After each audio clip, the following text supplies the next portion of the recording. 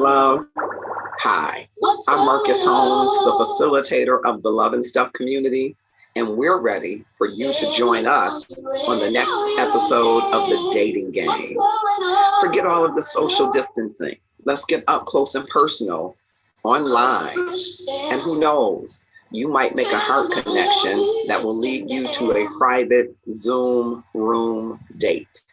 Inbox me now at Marcus R. Holmes or at Love and Stuff for your opportunity to connect closer while we are so far apart. Stay safe and be well.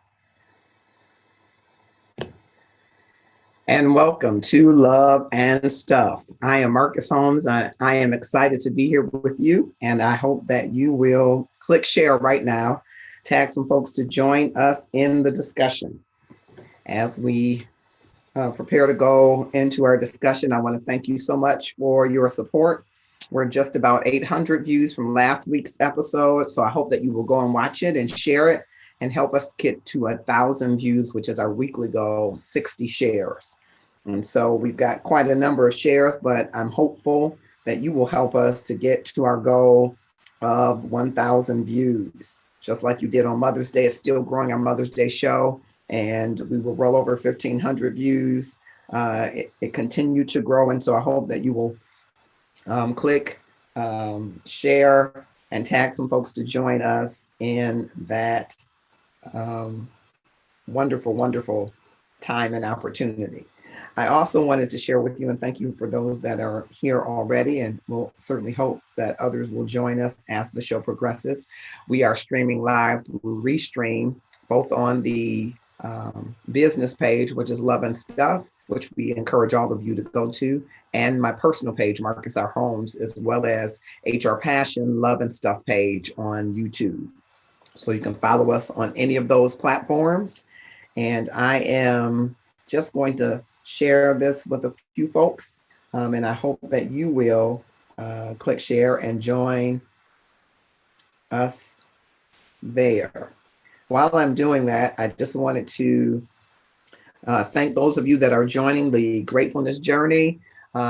We appreciate your support in joining the Gratefulness Journey, and you can learn more about the Gratefulness Journey going over to the Love and Stuff page. But it is really 3 things that you're grateful for every day, speaking them aloud as words of affirmation and sharing them with 3 people. You do that for 30 days, you're on the Gratefulness Journey every day with us. And so we want you to be on the Gratefulness Journey every day with us. You can join via Love and Stuff. We'll drop it in the comments, the link that you can join, and we will be happy to have you. We don't inundate you with a ton of content, but as you go along your journey, we provide you some things on mindfulness and meditation and on gratefulness that can help to transform your life. So it's a great journey. Our goal with the Gratefulness Journey is 1 million people to join us. It sounds like a lofty goal, but if you join, we will have 999,999. Actually, we have a few less than that, right? Because some folks have joined already.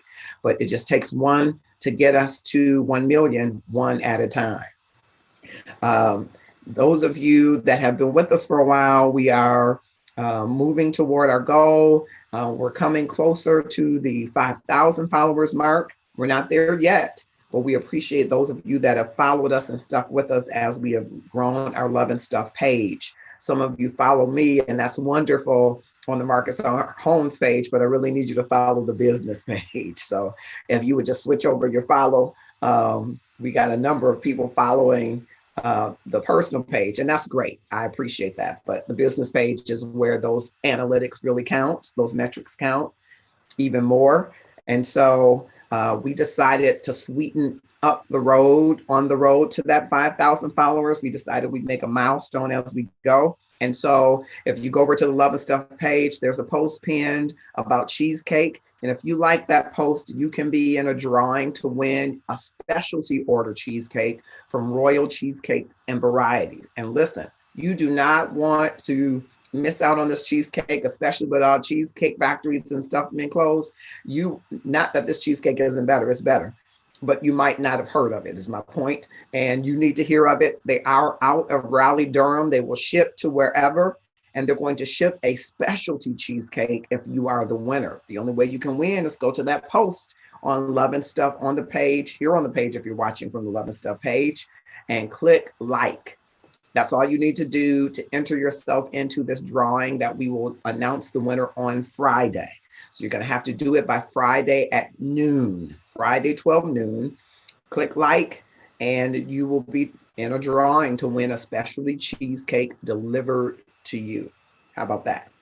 I also want to say, just before we begin with the topic, I really appreciate all of the condolences that you've expressed in the loss of my aunt, Rosalie Holmes, who lived a full life into her 90s, unfortunately succumbed to some of the complications of COVID-19.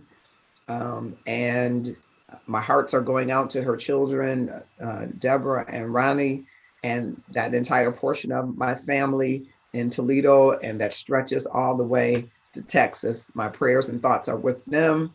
It's a tough time when you can't necessarily be with your family, but I appreciate all of your love and support and prayers. Okay, so I'm just going to go here and try to click on a couple people. Let's see if I can see from a live dashboard. I am live, streaming live, and yes, I am streaming live here. And I'm just looking for my guest spot so that I can stream from a browser. I don't know if it's gonna help me out. Okay, let's hope this did. Let's hope I didn't jack it up. It looks like it did. Looks like it's going okay.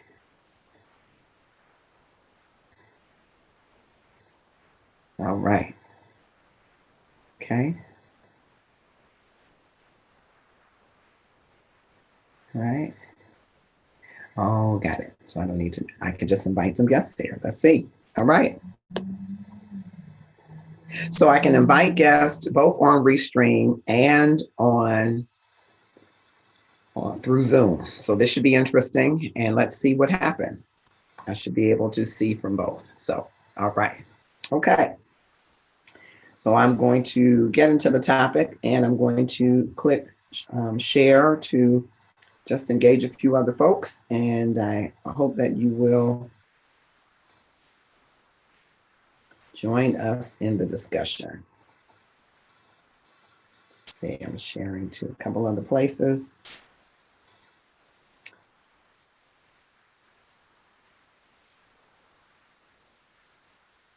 Okay. Yep, how much in there? Okay, all right.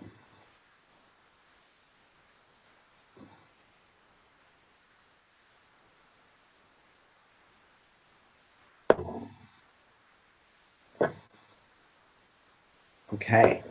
All right. So if you're interested in joining me live, I want to drop the link in the comments so that you will have it for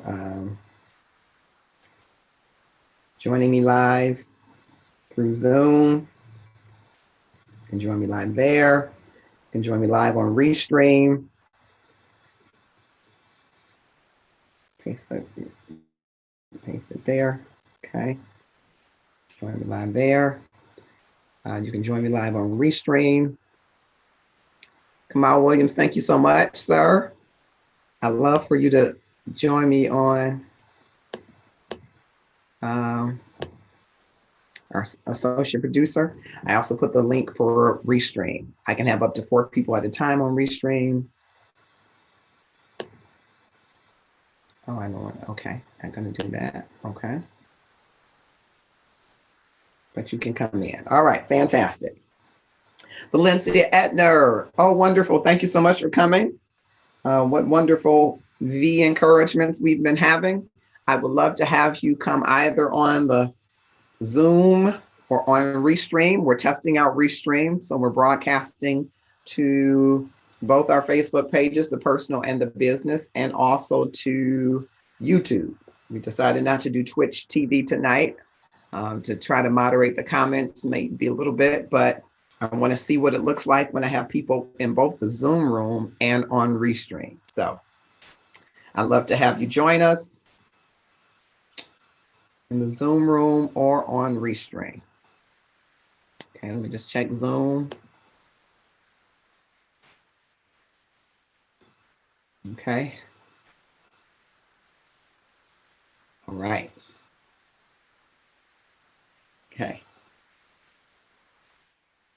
All right, so I'm going to get right into the topic.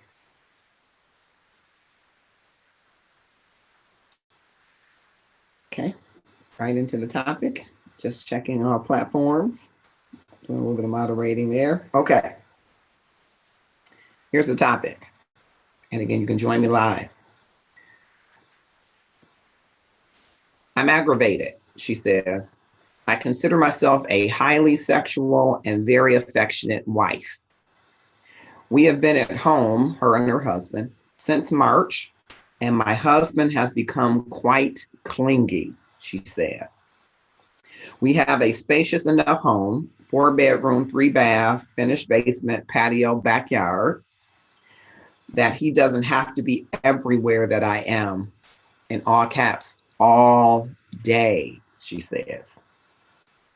One reason is because we end up arguing over little stuff, and then I'm exhausted and triggered by night, so I don't even want sex. So by nighttime, she's triggered. I called myself being slick and getting sex during the day, especially midday, to get him to take a nap. So that was her way of getting him to, I guess, not be so clingy. I sneak out and go to my mom's, a 40-minute drive to check on her. So she's sneaking out just to get away from him. I think that the time together has shown us that we're nitpicking about the wrong stuff. So I wanted to bring this topic forward in this time of quarantine. A couple that are in their early 40s that are empty nesters now. They seem to fight over little things, like they're fighting over who's washing the dishes. They're fighting over how clean or dirty the house is, or whether their underwear or socks left around. They're cleaning over the TV channel, and they have multiple TVs in multiple rooms. They're fighting over who's going to do the washing of the clothes. Hey, Andre Green, I'm so glad you are here. I hope that you will click on the Restream link if you and Tracy are together. I'm testing Restream and LinkedIn, so I'd like to be able to put people in both audiences, if you will, and see how that works. They're fighting over grooming. She's saying, you know, his grooming habits have kind of declined some. And so they're fighting over things that they normally don't fight over. She believes because they've been home, but she's wondering if this nitpicking isn't really about the nitpicking, if this is the wrong stuff that they're nitpicking. She's doing, you know, she's sneaking out to go visit her mother. She is kind of making their sexual activities happen during the day in the hopes that he will be sleepy by afternoon or evening, and will leave her alone for parts of the evening or night, because when they fight all day, she's exhausted and she doesn't want to be intimate with him.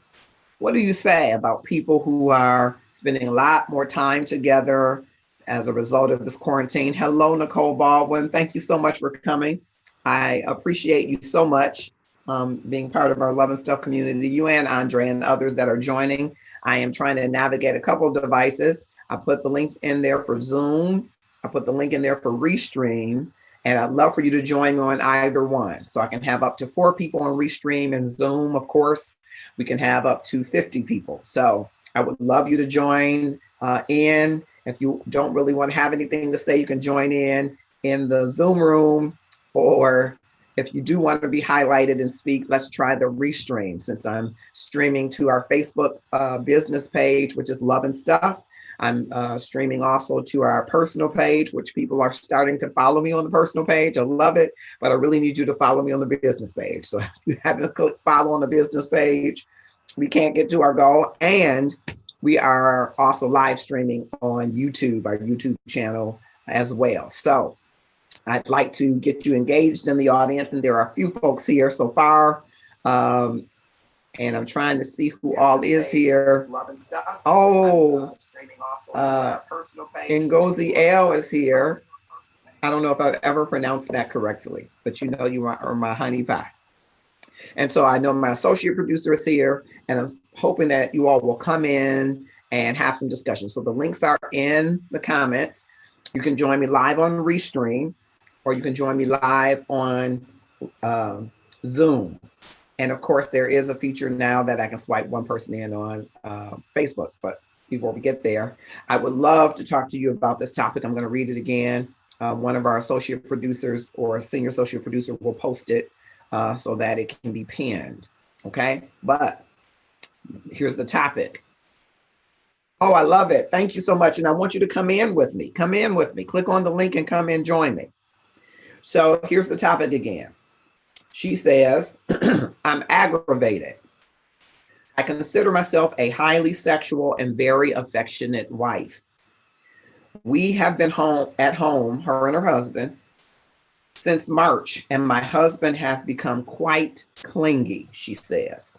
We have a spacious enough home, 4 bedrooms, 3 baths, furnished basement, patio, backyard, that he doesn't have to be everywhere that I am. In all caps, she says, all day. One reason is because we end up arguing over little stuff, and then I'm exhausted and triggered by nighttime, so I don't even want sex, she says.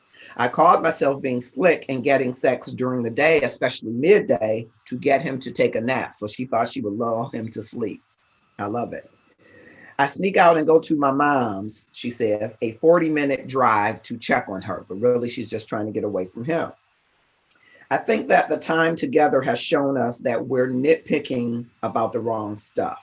So they're 40 and 40, they're early 40s. They're empty nesters.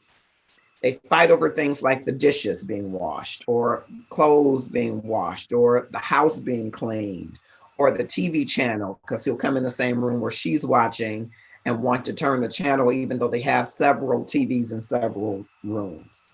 Or his grooming, she feels, is not the same as it was when he was working. I want to hear from you. Is this something that couples will experience? And put yourself in a situation, single or not. Would you anticipate that you would have these concerns and issues? And is it really about all of the things you're fighting about, or are there other issues at play potentially? This couple has been married for about almost 20 years. They didn't want me to tell the exact because they're around the love and stuff community. And sometimes when we're sharing from the inbox, people do like us to maintain a certain level of anonymity. So to the extent that I can, I try to. So I will honor that the best I can. Our senior associate producers come. And Jay Gerald, if you can put the comment in there, the topic, and I will attempt to pin it. There's another issue, unspoken. Well, come on and speak up. Click on Restream, Andre, so you can come in with me, or click on the Zoom link. I'd love to have you come in, and if Tracy's with you, I'd love you both to come and talk to me for a minute. I know you all were briefly on a recent live, but I'd like to ask you about your time at home. And you say it's unspoken. So what's the other issue? All right. Looks like Jay Gerald is posting the topic. Jay Gerald, there were some liner note kind of details that we don't, there's some stuff that we don't want to post, but I appreciate that. Thank you. All right. I want to hear from you. If you're coming to us on Zoom, the password is 899070. 899070. Okay, let's see. All right, Valencia Etner is joining us. So wonderful to have her always. How do I click on the rest read? Okay, let me see. All right, Valencia Etner is joining us. Fantastic. Her always. Do I click on the rest read? Okay, let me see. All right, I got a little bit of feedback going. Let me make sure I can. Don't want y'all to. Okay. All right, restream. The link is there. You just click. It should just be able to click on it, Andre. Okay, so I'm looking for. I thought she was here. Let me see. There she is. Hey, Miss V. Let me undo you. Restream would not let you in. Oh my goodness. Okay, so I'm looking for. So Restream wouldn't let you do it. She was here. Wow. Hey. Okay. So, Hey.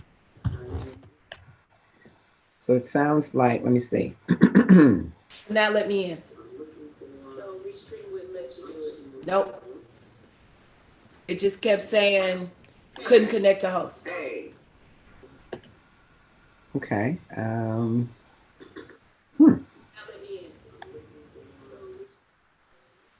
Okay. It just kept saying couldn't connect to host. Okay. All right. Do it because I had never been there before. I wanted to see it. Yeah, I want you to see it. I want all of the great people. Okay, Beatrice Lynette Woodward Hill has joined us. Thank you so much for coming. Okay. Ernest Evans, thank you, sir, for coming. Never been there before. I wanted to see it. Yeah, I want you to see it. I want all of the great people. Okay, Beatrice Lynette Woodward Hill has joined us. Thank you so much. I don't know. Is that you, Valencia? You're listening to it live as well? Oh. You said no? See, let me come down and see if I'm still on Facebook. Just somewhere it's got some. Okay. It was me. Okay, that's okay. All right. So let me say hello to you first of all, because I know you got a birthday coming up Friday, and that's exciting. So happy birthday coming up. I'm certainly planning to be there and have a dance with you, shake a tail feather or two. Yeah. But I wanted to get into this topic, Miss V, because Mama V, because I'm wondering,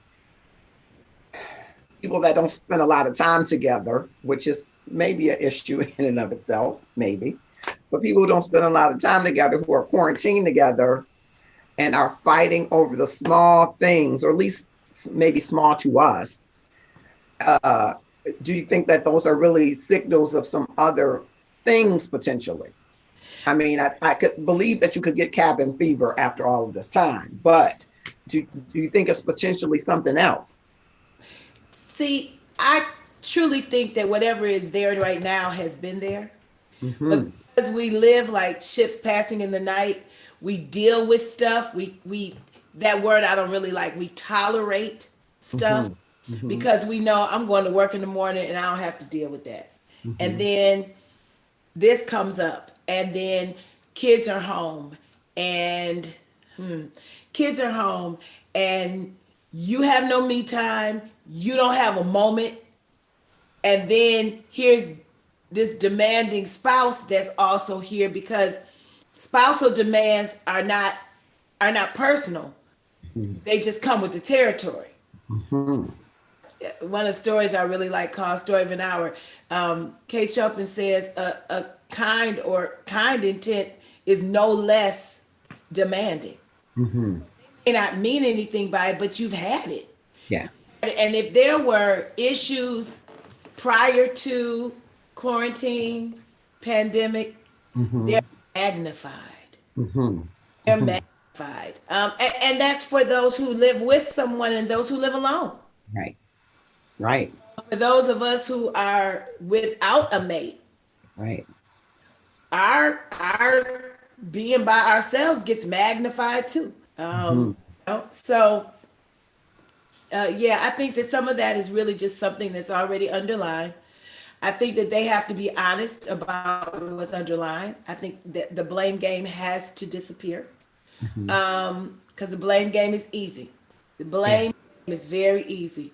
But if you had and you didn't, and going back and reaching back for stuff that happened 6 months ago that you did not address, but you've been mad for 6 months and you didn't deal with it, Mm-hmm. that's not gonna make it. That's not gonna make it any better.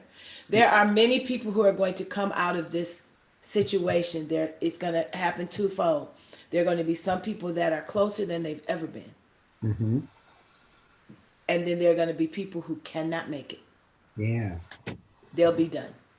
So let's talk about those people. Do you think the people that will be done, Yeah. um, some of them, there may be some hope for them if they're willing to do the work, because maybe it's not so much the partnership, it's the issues with the partner. And I don't know if those are one and the same. I think, you can say, well, we got a problem with our marriage. Do you have a problem with your marriage, or do you have a problem with the partner? Well, and it could be you. Right. That to take into consideration too. If you've been a busy bee, and you've been flitting, I'd say like no pest strips. Remember they used to say they don't bite, they don't even light. If Mm-hmm. you're living a no pest strip lifestyle, Mm-hmm. not you're never stable enough because you're moving and grooving and making your cash and doing what you do, and everybody is cool on the weekend because we spending that cash, but we're not dealing with anything substantive. Mm-hmm. Okay, day by day being stuck in the house, everybody working at the house changes things. Yeah. And so I think that one of the things that they have to take into consideration is what has been my lifestyle, patterns have I allowed myself to fall into, Mm-hmm. and are those patterns intentional for avoidance? Mm-hmm. Mm-hmm. Because some people have intentional avoidance, practices that Mm-hmm. I know that if I stay at work till 7:30, by the time I get home, the spouse will be putting the kids to bed. By the time they finish with that, I will have finished eating. I can go do what I need to do. They'll go to sleep and we will not have to meet. Mm-hmm. But being in the house 24/7, so to speak, I know people right now who just go get in the car. Yeah. Just go get And, in the car, turn and on just something to get away from the yeah. house. And And I thought it was interesting, Miss B, and having some of the inbox conversation with her, because they have a home where they got enough space to be away from each other.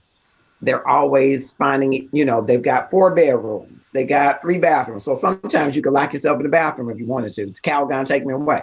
They got a finished basement, so he can kind of have a man cave. They've got a patio, they've got a backyard. And it's like she leaves the house to go visit her mother 40 minutes away just to get away from him. And I said, well, what's the conversation like? She says, well, I think he thought that we were going to have more sex because we're home. And I'm like, I need more space. And I'm like, well, you must have been used to a certain amount of space as your everyday way that you operated. And now you feel that space has been violated because before he wasn't in that space because you were working and doing your own thing. Now you feel it's violated, but he's really just trying to be in your space. So do you really like him? Oh, I love him. I said, do you like him? you're right. It He makes it gets on my nerves. He does this and he does this and he does this. And I said, well, are these new things? Has he been leaving socks or trailer socks all along? And you didn't notice it because he picks them up before you get home. I mean, did he become somebody different, or you're just awakening to who this person is that you've been living with? or you're awakening to who you've become Yeah. Yeah. in the course of life and living. And Mm-hmm. we have to really face the fact that change happens. It happens in us, and it Mm-hmm. happens in our relation with another person. And if Mm-hmm. we are not communicating Mm-hmm. and making sure that those changes are understood and that we understand what's going on with ourselves, so we do not again place blame where it's really not blame, it's just the evolution of things that happen when people are not consistently connecting. Yeah. Mama V, communication is such a thread through a lot of the conversations that we have here at Love and Stuff. And it seems that is pretty basic and simple. Not that you walk away um, always feeling affirmed by the conversation, not always, but having the conversation. It's like people don't have those conversations. I asked, one of the things I asked, well, if he upsets you, do you say to him, this behavior I don't like? No. And she says, no, he should know that. I said, now, No. how would he know? How would he know that you don't like, for instance, she said one day um, they got up and she cooked breakfast and went about some Zoom meetings and came back, and it was about noon. And she said, hey, are you going to take a shower? And it's like, oh, I will later. And that got under her skin for whatever the reasons. And I said, well, is that a conversation that you have and say, now what's going on what's this? If that's something important to you. And maybe you have to ask yourself, now, why is that the most important thing to me? But where is the conversation and communication of stuff that seems to be basic with a person that you vow to in many cases, or as what you raised earlier, to your own self. So if my behaviors are, I've got 10 bottles of wine and I used to only drink one and I've drunk 10 in a week, I should be having a conversation with me saying, is it now that you have more time to drink, that you're drinking more, or what is this? Or the relationship with that refrigerator. I mean, I think everybody had their moment, their 2.5 weeks when they threw caution to the wind and they just said, I'm gonna eat whatever I want to eat. But at some point you have to have a conversation with yourself that the residual effects of this is not something I really want to live with. And I think that with couples, one of the things that they really have to do is do systems checks. You know, far too long. I have a friend, and he says all the time, if you go more than 3 months without assessing the last 3 months, you've gone too long. Hmm. And just in life, period, across the board. And so definitely is that way with relationships. If you've gone 3 months, you gone a quarter, and you don't assess what we've done right, what's working right for us, what things do we need to work on, and it has to be a mutual thing. One person can't be, look, it either works or it don't work, and the other one being, well, I really want to work on this, I want us to be the best we can be. Those are decisions that you have to make, conversations you have to have, and realize that if you all intend for the relationship to continue, without assessment and without communication, it's doomed. Even if you go through the motions, even if you stay, even if you hang out, even if you smile while you cry on the inside because you don't have enough gumption to say, I don't like this, at some point, the resentment will be stronger than the relationship. Miss B, that's great. What do you think about a couple or an individual in the couple says, well, I don't bring it up because I don't want to hurt his or her feelings. I don't want to hurt them. You're going to do it eventually because the resentment will eventually hurt them greater than the conversation. So sometimes we live vocational. We live like, here's this, and then this is the next thing, and the next thing, and the next thing. When it's important in a relationship such as a marriage to see with foresight, what happens down the road if I don't deal with this? Can I live with what happens down the road if I don't deal with this? And if I can, cool, let it ride. Because I believe you have to know your battles.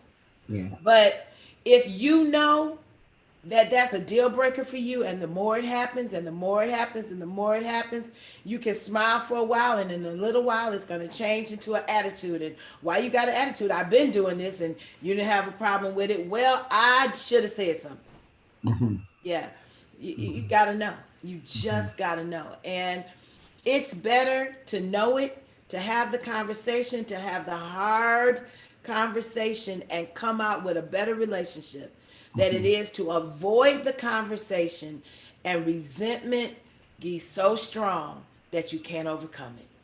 Yeah, that seems like such Cogent, simple advice. Why do you think people just don't do? People Why do people avoid it?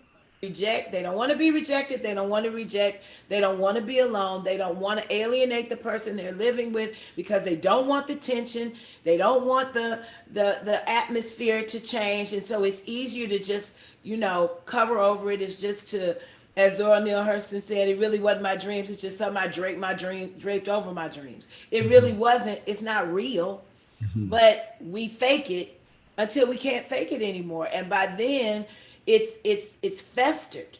It's mhm, festered to the point of infection, mhm, and it's hard to come back from that. mhm, You don't want a relationship that becomes sepsis, and mhm, then nothing can save it. mhm, mhm. Great point. So if you're in a situation where I can't stand my spouse, and you have never told your spouse these things that you can't stand about him or her, do you solicit an objective third party via Zoom? Or do you try that conversation without that objective third party, saying that you have never broached it? You have never raised an objection. It depends if you have an objective third party that your second party can receive. Mhm. I think that sometimes what we consider to be an objective party is absolutely subjective to the other person. I Sure. was doing a counseling session with a couple, and he was reluctant to have the conversation with just me because I had been her pastor longer than he had. Mhm. And so we had to bring in a neutral party so that there was more than one person talking to them, and it was a male so that he could feel like he had somebody on his side.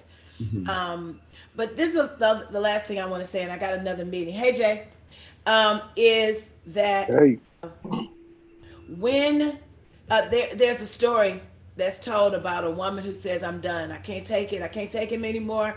I'm finished. There's nothing I need." She's talking to the lawyer. She says, "I need you to draw up these papers because I need a divorce." And so the lawyer says, "I need you to give me 3 months before you make this decision. And for those 3 months, I want you to treat your spouse the way you want to be treated.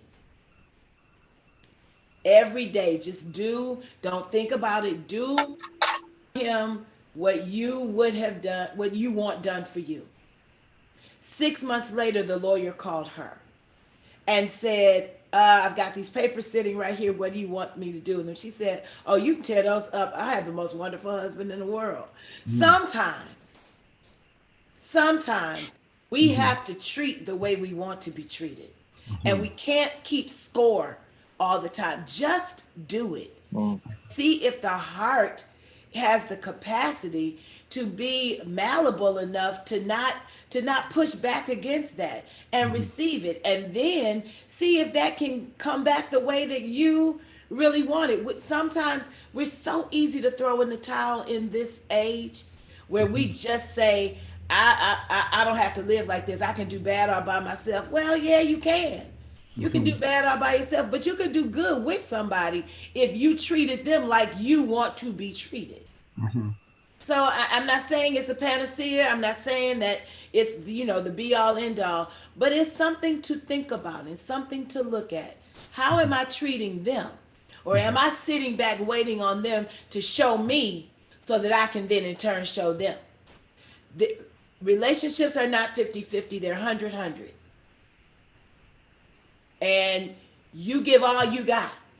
And if they come up with 80, you didn't give it because you wanted it back from them. You gave it because your heart intended to give. And so I think sometimes we're looking at quid pro quo, and it was never meant to be quid pro quo. Gotcha. And before you go, and I know that you have to, and thank you so much, and I'll be looking forward to your party on Friday. You're single, I am. and so I want to know first if you were married and your husband was this husband who He was. just, you all had spent that kind of time together, and he aggravated you. What is that conversation like? What's that first conversation when you're like, I just can't take it? The reason that I am saying what I'm saying to people tonight is because I was incapable because of how I felt about myself. I was incapable of addressing the things that were driving me nuts. Mm-hmm. I was incapable of approaching in a way where I could stand confident and say, listen, this isn't working. And instead, it just got to a point where it was no longer um, something that could continue. There were some extenuating circumstances, some conning that was in the midst of it, but that's a whole nother workshop, and we'll have that one day too. Um, but the thing is that early, I should have made some decisions that said, I don't care how sweet the talk is, I don't care how this is, this is a deal breaker for me. And I should have been strong enough to say, this is a deal breaker. And if this isn't going to be any different, then we don't need to be together. I should have bowed out gracefully. And I did not do it because of what I was doing to myself. So we got to always take into consideration our relationship with us. Got it.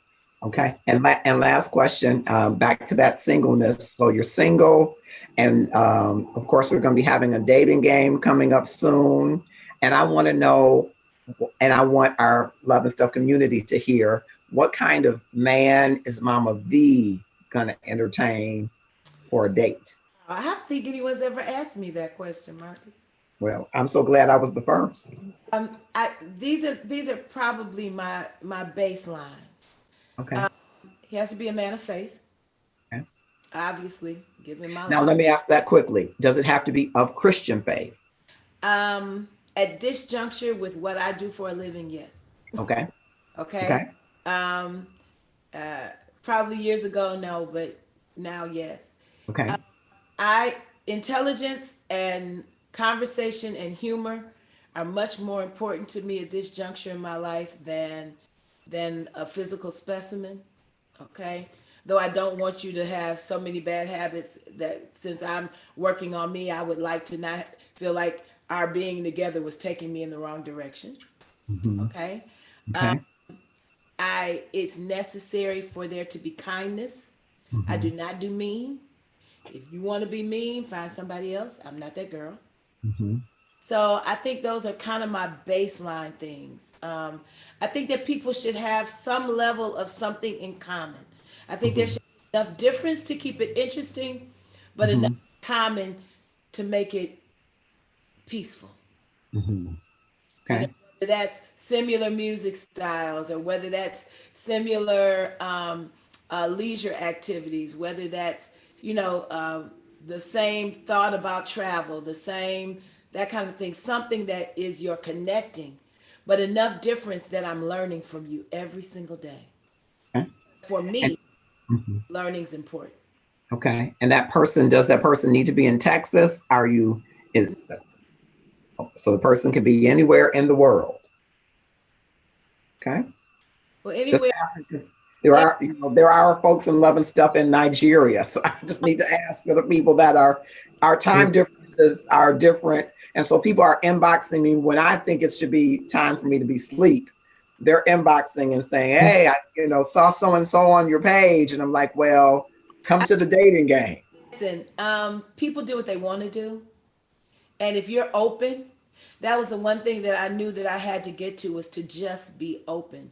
And Mm-hmm. open is, an it's the NDRE thing. I'm ready for this. There's a difference between wanting and Mm-hmm. ready.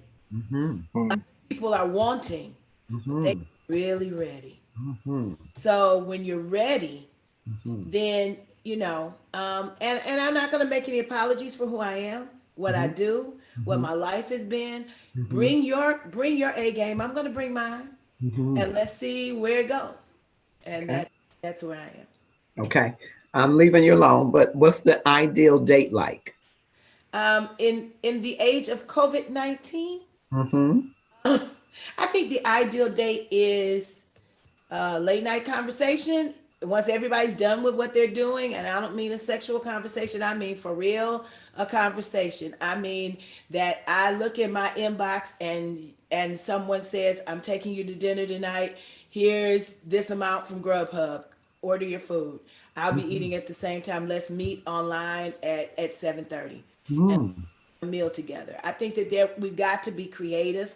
Mhm. in this COVID-19 season, Mhm. that if we're using this technology for everything else under the sun, then we ought Mhm. to be able to use it for connecting with one another.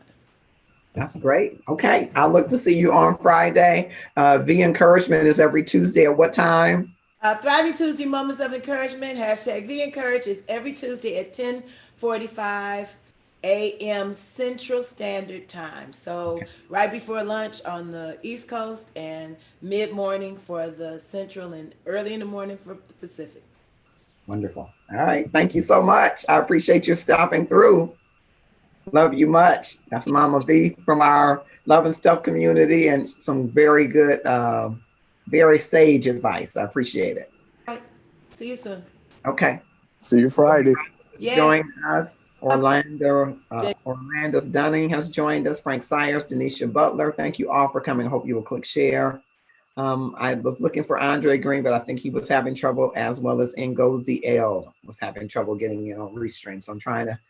We're streaming from Restream tonight, and we're on our YouTube channel as well as our Love and Stuff page and our personal page. And we're trying to get you to go to the Love and Stuff page as we journey toward increasing the followership there. All right.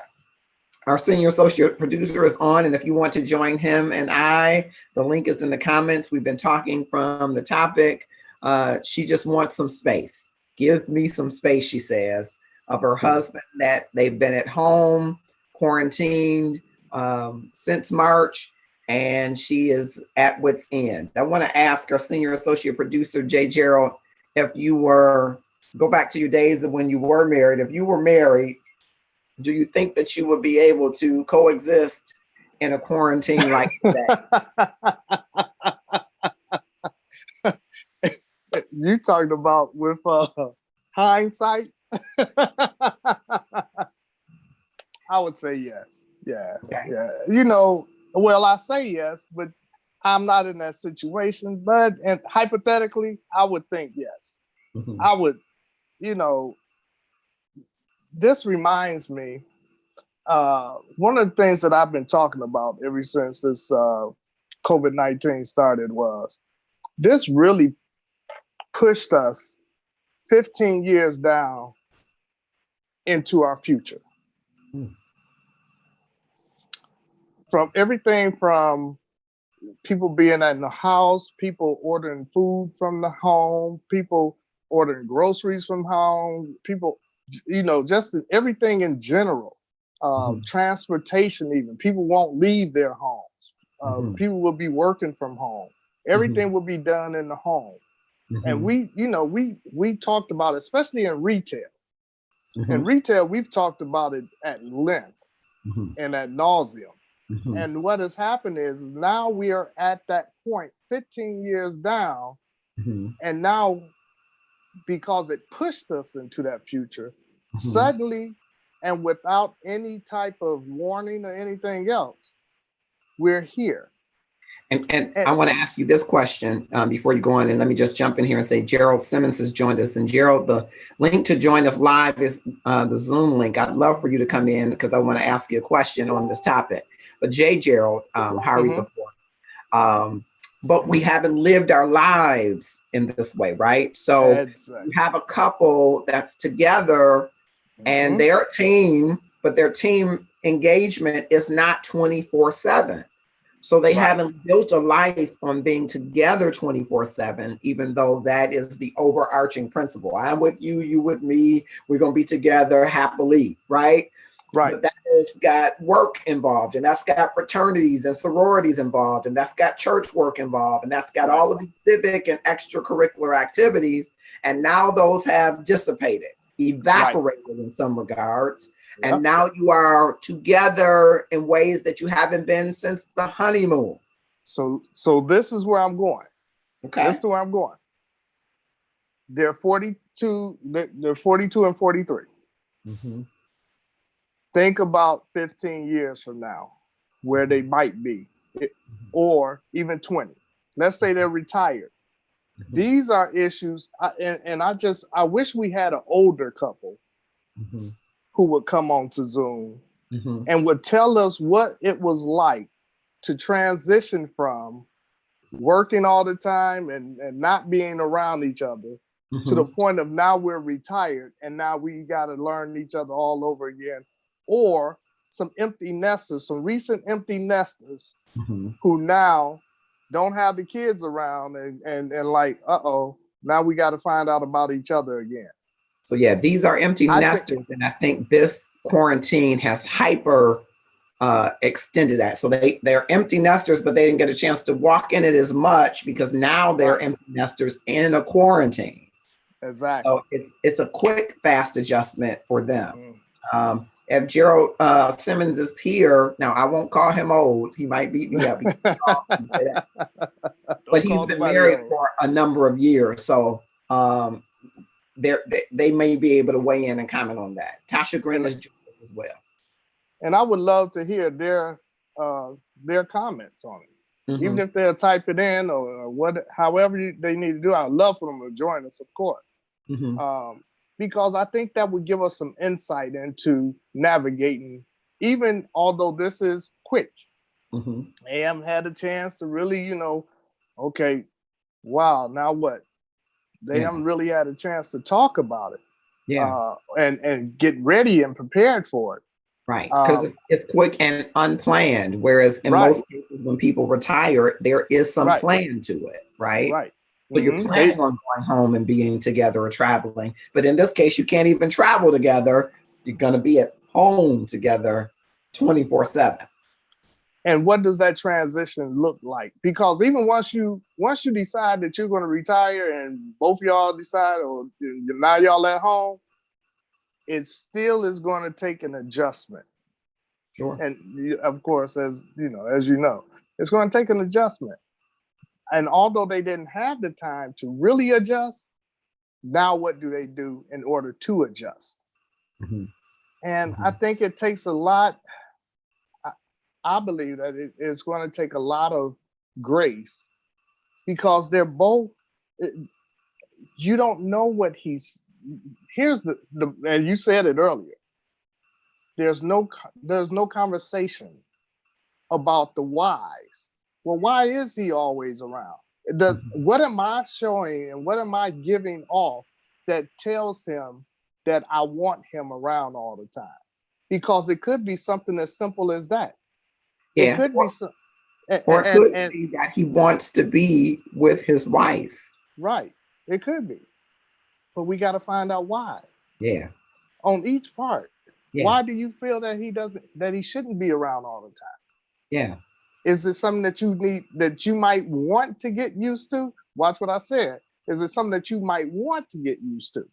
Yeah. Or is it something that you just really don't want?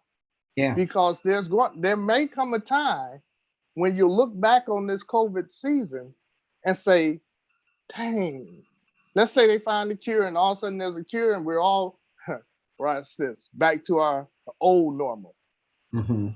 Okay, so at that point, what do you do when you find out, oh, I wish he was here?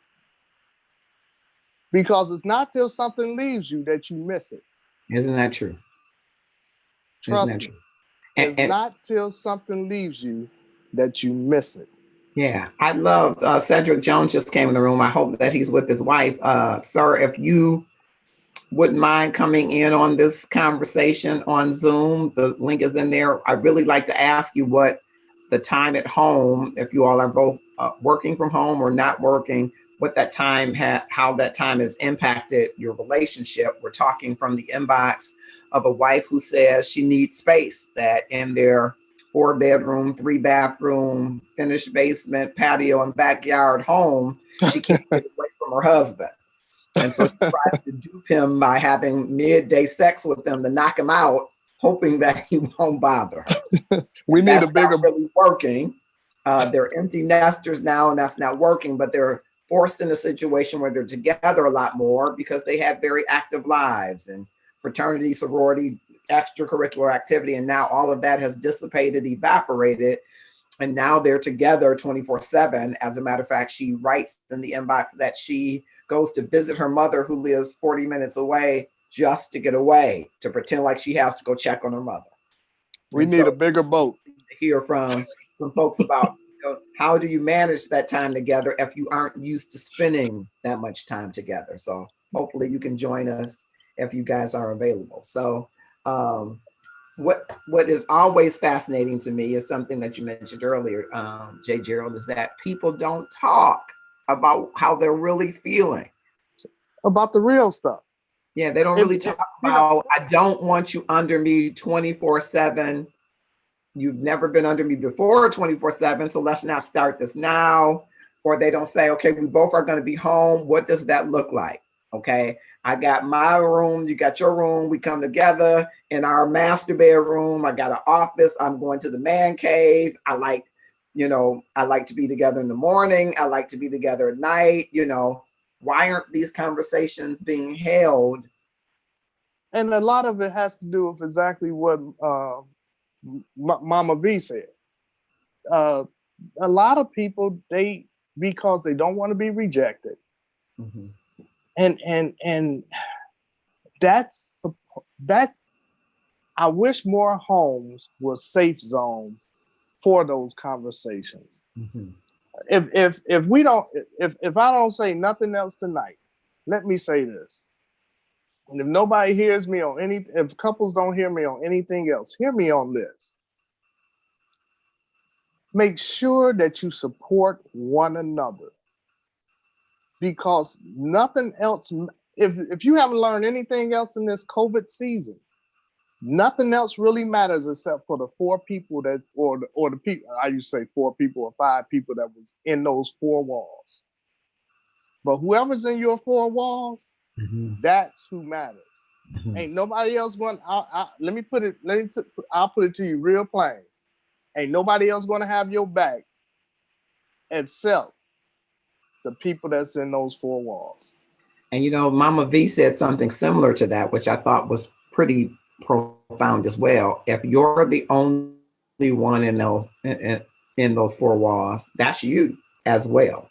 That you Mm-hmm. got to be communicating to yourself. If now you are quarantined, and Yep. now, whereas before you might have had an occasional glass of wine, you down in bottles a day or at a time, you got to start talking to yourself, You because got to. end of the day, you got to encourage yourself Mm-hmm. about what you want to be, where you want to go, how you want to live, the kind of love you expect, the kind of love you're giving to yourself, and whether that's measuring up to the love that God intended for you. There's got to be some conversation with you too. So I agree with you wholeheartedly that I'm Who's available. ever in Oh, those. the link is there, sir. The password is 899070. So let me drop the link again right next to your comment. That'd be And helpful. I'm going to drop the link over to Love and Stuff page too, Okay.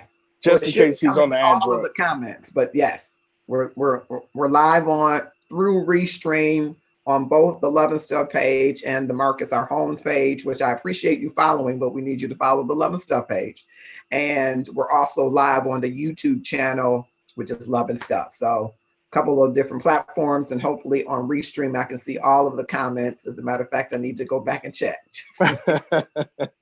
It's a lot of stuff to check on. So I got to figure out how to Restream.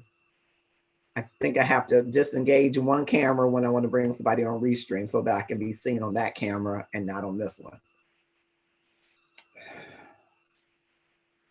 Okay, I'm gonna see. Let's see. And if I'm not, yeah. All right, so we'll give them a chance to get in.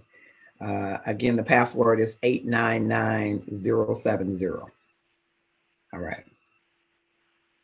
You put them in the comments. Yep. Okay. So yeah, that's the part that's, it's very fascinating. Communication, though it's an important thread in relationship, even in, of course, it's an important thread in our relationship with the quintessential love, with the Father.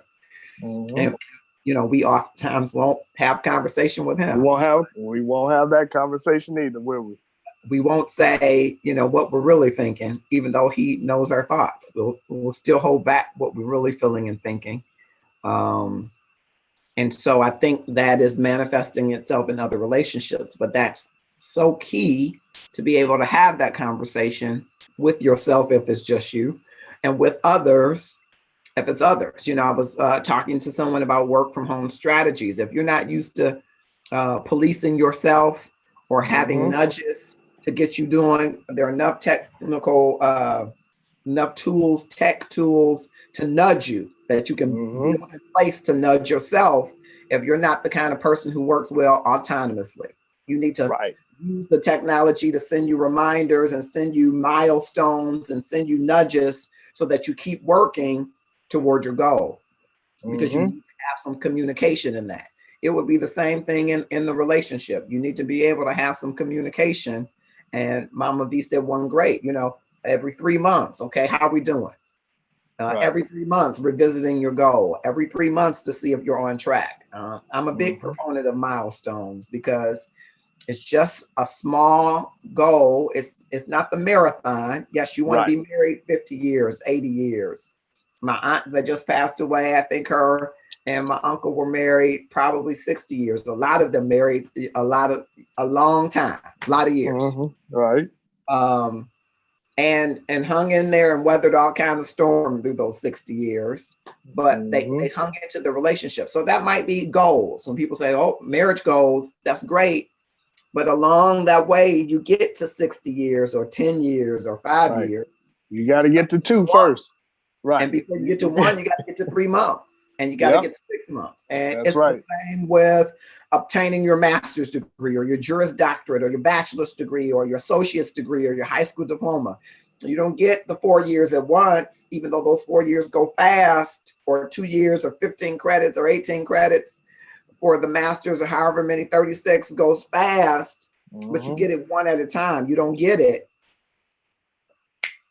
like that. So you got to put some milestones in place so that you can say, okay, from point A to point B, not point A to point M, just along the path. Felix Holmes, I hope that he will click share and come and join us in the conversation. And the other thing that I was just talking to someone right before Love and Stuff about this. And between those milestones, know that there's going to be hurdles, bumps, and distractions and all kind of other stuff all along the way. And expect them, because when you can expect them, then you can conquer them a lot easier. If you're not expecting nothing to happen, you'll get knocked right off your square, out of your rock, everything. But if you expect for them to happen, you're more likely to be able to handle them. Okay, so it's not going to be easy. Anything that's worth it is not easy, and your goal has got to be worth something. And how much are you valuing what you're looking for? So if your goal is love and your relationship, then you got to value that love that you're looking for. Yeah, let me make sure we got the right link. He's telling me that he's still having trouble getting in. Let's see. On the Zoom link? Yeah. So it looks like a different Zoom link that you copied for him. For who, me? Or did I do that? Oh, Lord, I may have sent him the wrong one. Oh, no. Yeah, let's see. Did I send that? Yeah. No, this is the one. Okay, I just sent it. 55580. That's the same one. Yeah, it looks like I copied a different one. I'm looking at the comments. I don't know where I copied it from. That's funny. But that's the same one. That's the one I got in on. Yeah, but I see right before Felix's comment that I put a different Zoom link. At least in mine, it's different. So I should have probably put it on this phone. Let me do it one more time. Okay. Yeah, that's the one I sent. Okay. Okay, let's see if that one works for you, sir.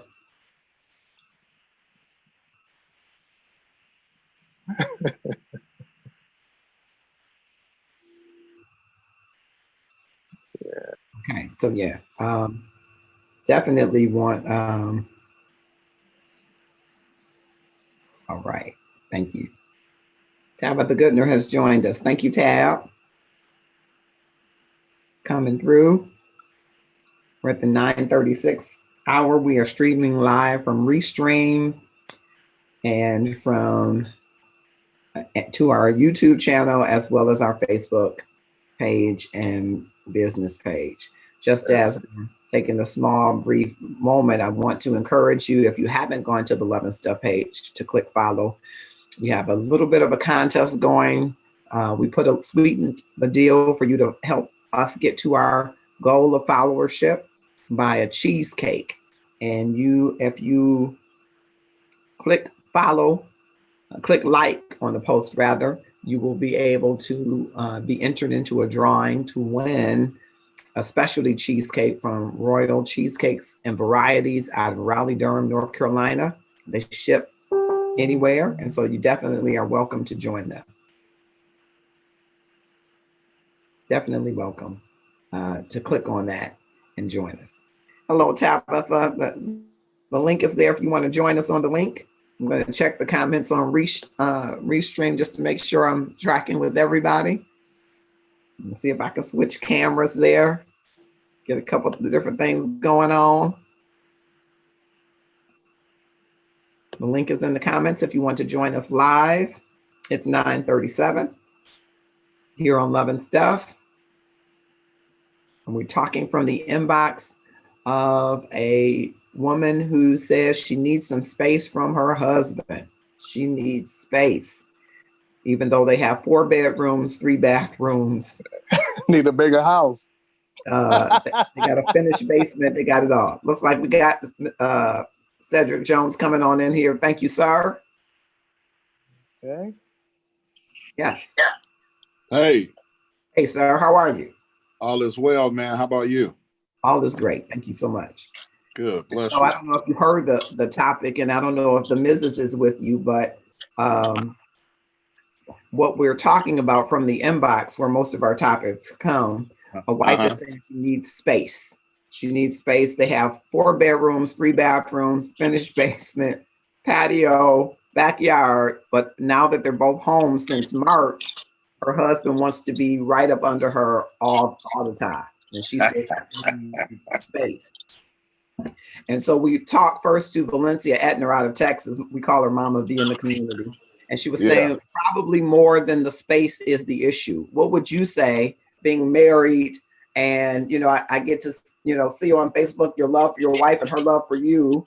What would you say about somebody that's having an issue spending that kind of time together who maybe didn't before? Is it really the time that's the issue, or are there some other things afoot? Well, I often say when I'm talking to some of my friends, and it's kind of easy for me to say because I like the person who I live with. Mm-hmm. And for me and my wife, we've been married it'll be 24 years in July. Wonderful. And so we dated like 2.5 years before we even got married. Okay. So we learn to like each other, and the things that we don't like about each other, we continue to work on. Okay. And so when you see us on Facebook, and you see the love that we have for one another, it's not fake. It's real. It's because we work at it. Mm-hmm. Mm-hmm. For people to say that marriage works, well, we have to understand that it works because you work it. Mm-hmm. It's because it's, and I really don't want to try to get, super spiritual, but it's simple for me because marriage is not what you make it. Mm-hmm. Marriage is what 2 people try to achieve what God made it to be. Okay. So since He ordained it, Mm-hmm. He knows what it takes for it to operate. Mm-hmm. And so, yes, you do have to love each other, and that's the foundation. And yes, you do have to like each other. It's not an arrangement for me. Mm-hmm. It's a covenant. And so for me, marriage is so sacred that when it comes to love, of course, you've heard it. You've been in church. We've been knowing each other for a long time. So you've heard that love, agape, storge, phileo, and eros. Mm-hmm. Love, agape, of course, is the love of God that God has. Mm-hmm. Storge is the protective love or the parental love. Mm-hmm. Phileo is the friendship love. Mm-hmm. And eros is the erotic love for one another. Marriage is the only relationship that brings all four of those together. Mm-hmm. Mm-hmm. And so if you don't have, okay, let's say you do love each other, but Mm-hmm. so how do you learn to like each other? So maybe it's not the space. Mm-hmm. Maybe you don't like your husband. Mm-hmm. Maybe you don't like your wife. Yeah. And maybe they didn't know it because they don't spend time together. There you go. So if people have these careers that don't intersect and they have these extracurricular activities that don't intersect, the only time you intersect is a small amount of time. And now you're in a situation where all of your time is intersecting and you're finding out that maybe you don't like that person as much as you thought. So then what do you do? What do you Exactly. do? And in those instances, Marcus, I think space is only going to hinder you from learning to like one another. Mm. Space, and yes, we do need space, but there are times that space is used as an escape. Mm-hmm.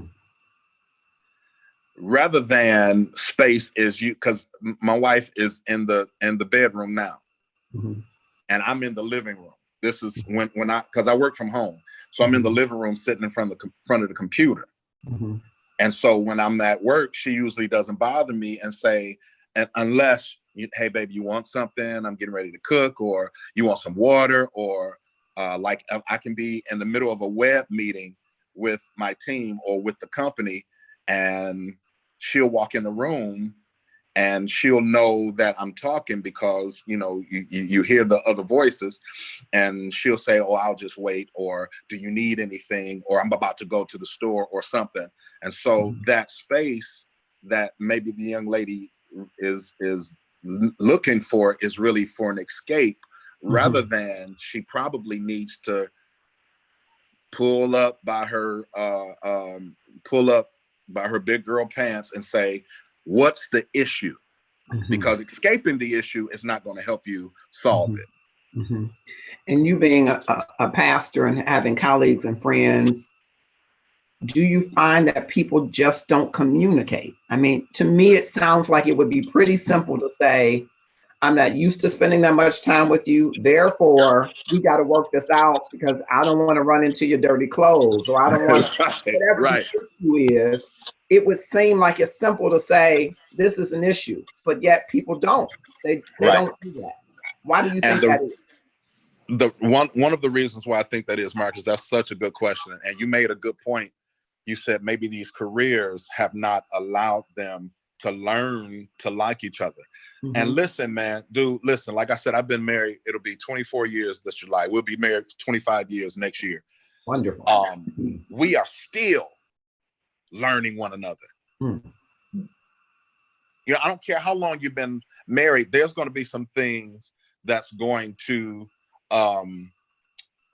there's going to be some things that people, what I did 10 years ago, I may not do anymore. What I did 2 years ago, I may not do it. So we are constantly evolving. So that's why you're still learning one another. And I've often said that once you stop learning, you stop leading. Any leader doesn't learn anything, he or she is not going to be an effective leader.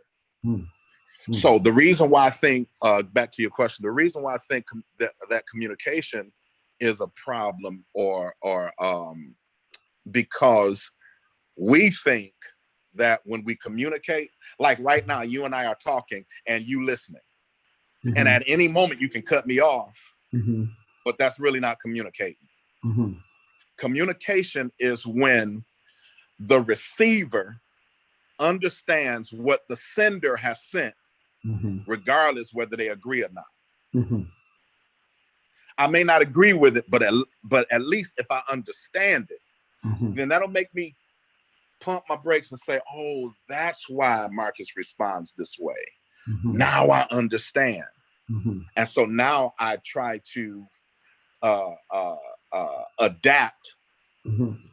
And you, because you understand where I'm coming from, you try to adapt. So that's where communications have been broken, because most people listen to respond rather than listening to understand. Yeah. It's like they're sitting on the edge of their seat, like, okay, now I got my turn to say what I want to say, but you haven't listened. Right. Yeah, they're seeking to be understood rather than seeking to understand. Yeah. Exactly. Yeah.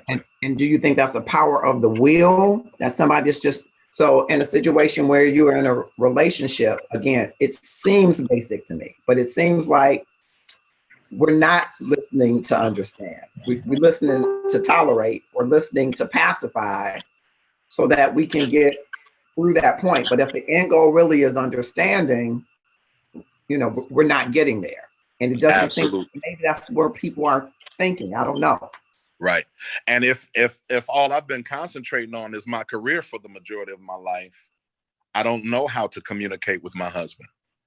I don't know how to be at home with my wife, because all I concentrated on is my career, making money, providing, being a helpmate, or whatever the issue is. Well, you got to understand that you have to learn one another. Yes, the foundation is going to always be love, but you have to learn one another so that you can like one another and learn how to deal with the parts of the person that you don't like until those parts change. And only God can change those. You can only work on you. And so I say to this young lady, if going over to go visit your mom is what you need, sometimes go do that. If taking a ride is sometimes what you need, but still you're going to have to learn how to communicate with your husband, figure out what the issue is, because only then can you fix it. And if your husband wants to be up under you a lot, trust me, I know a bunch of women that don't have, that's a good problem to have. I was thinking that. And in the inbox, I was saying, so what's the part of that that's a problem, or why is that a problem for you?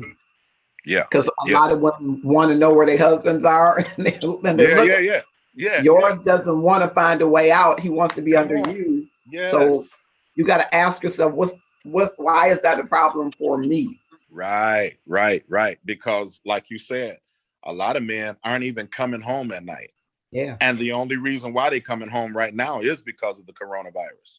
Because the virus. Yeah.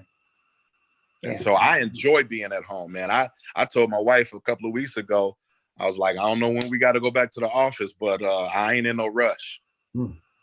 That's awesome. All right. So I got Bilal and your wife. I hope that both of you can join us. This is Pastor Cedric Jones. I would love for you all to come and chime in on the conversation. Charles Green has joined us as well. So what would be the steps that you would tell her to take? Because maybe, okay, so you don't like your spouse, but you love your spouse. So you've developed, which a part of earlier, I don't know if you heard, he because they're home, thought that they would have more sex. She thought that they would have more space. Now, I'm not sure how she got space out of that, but she did. Yeah. No judgment. We say no judgment. So that's what she thought, that she would have one of these 4 bedrooms to have an office. He'd have an office. They'd have the master bedroom, and they'd have another room. That's what she was thinking. He was thinking, this is sex morning, noon, and night. And so she thought, okay, you got to get from under me. That's not how this goes. What's the conversation that you have with somebody that you love, that you got to start liking, that maybe something about them you don't like? What's that conversation like? That's really, really a really good question. I believe that, yes, it first starts with a conversation. It starts with a conversation, and both both parties have to try to understand the other party. Mm-hmm. He does have to try to understand that maybe she's not, you know, with the sex all the time or every day. Is there something else that we can do to spend quality time with one another? And she does have to try to understand that he wants to spend time with her. As far as the space thing, again, that's going to be kind of hard because what this situation has pushed us into. And this situation has pushed us into almost like a confinement.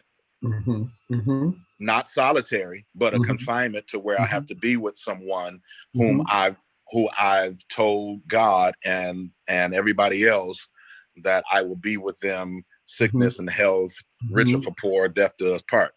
And so it starts with a conversation. And sometimes the conversation is going to be hard. However, I would say to her, try to start the conversation off with, hey, babe, we should talk about this, and everything that I'm going to say, trust me, I'm going to try to say it to you out of love. I don't want to hurt your feelings, and I don't want you to hurt my feelings. But I want us to be honest, and I want us to try to understand where we are. I want to try to understand where you are, and I want you to try to understand where I am, so that we can meet somewhere in the middle. Because when you get married, it's not a growing apart, it's a coming together. That's what it's supposed to be for. And so the only time that God talked about the one becoming two is when he put Adam to sleep and brought Eve out of him.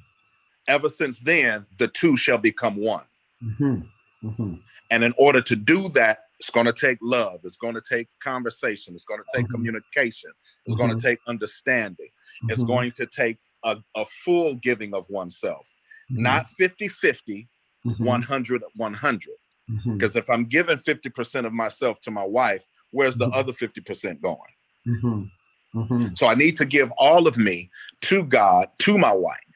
And so, and I believe that it has to start with trying to get your husband, ma'am, to understand where you're from, where you're coming from, and you understanding where he's coming from. Yeah, that's good stuff. I was pondering on a point I was going to ask you, and then I saw Sheila Jordan coming here. Hey, Sheila Jordan, thank you for coming. And Rashida the Glam, Dr. LaShawn, thank you both for coming. The link to Zoom is there if you want to join us. We're talking to Pastor Cedric Jones. Yes, Rashida, Pastor Jones, that's what that is. You know who that is. You can see him. Is that Cedric? Yes, that's him. You can see him. See, Rashida hasn't seen me since I had all this hair on my face. Okay. I'm going to go with that. I'm like, come on, Rashida, work with us.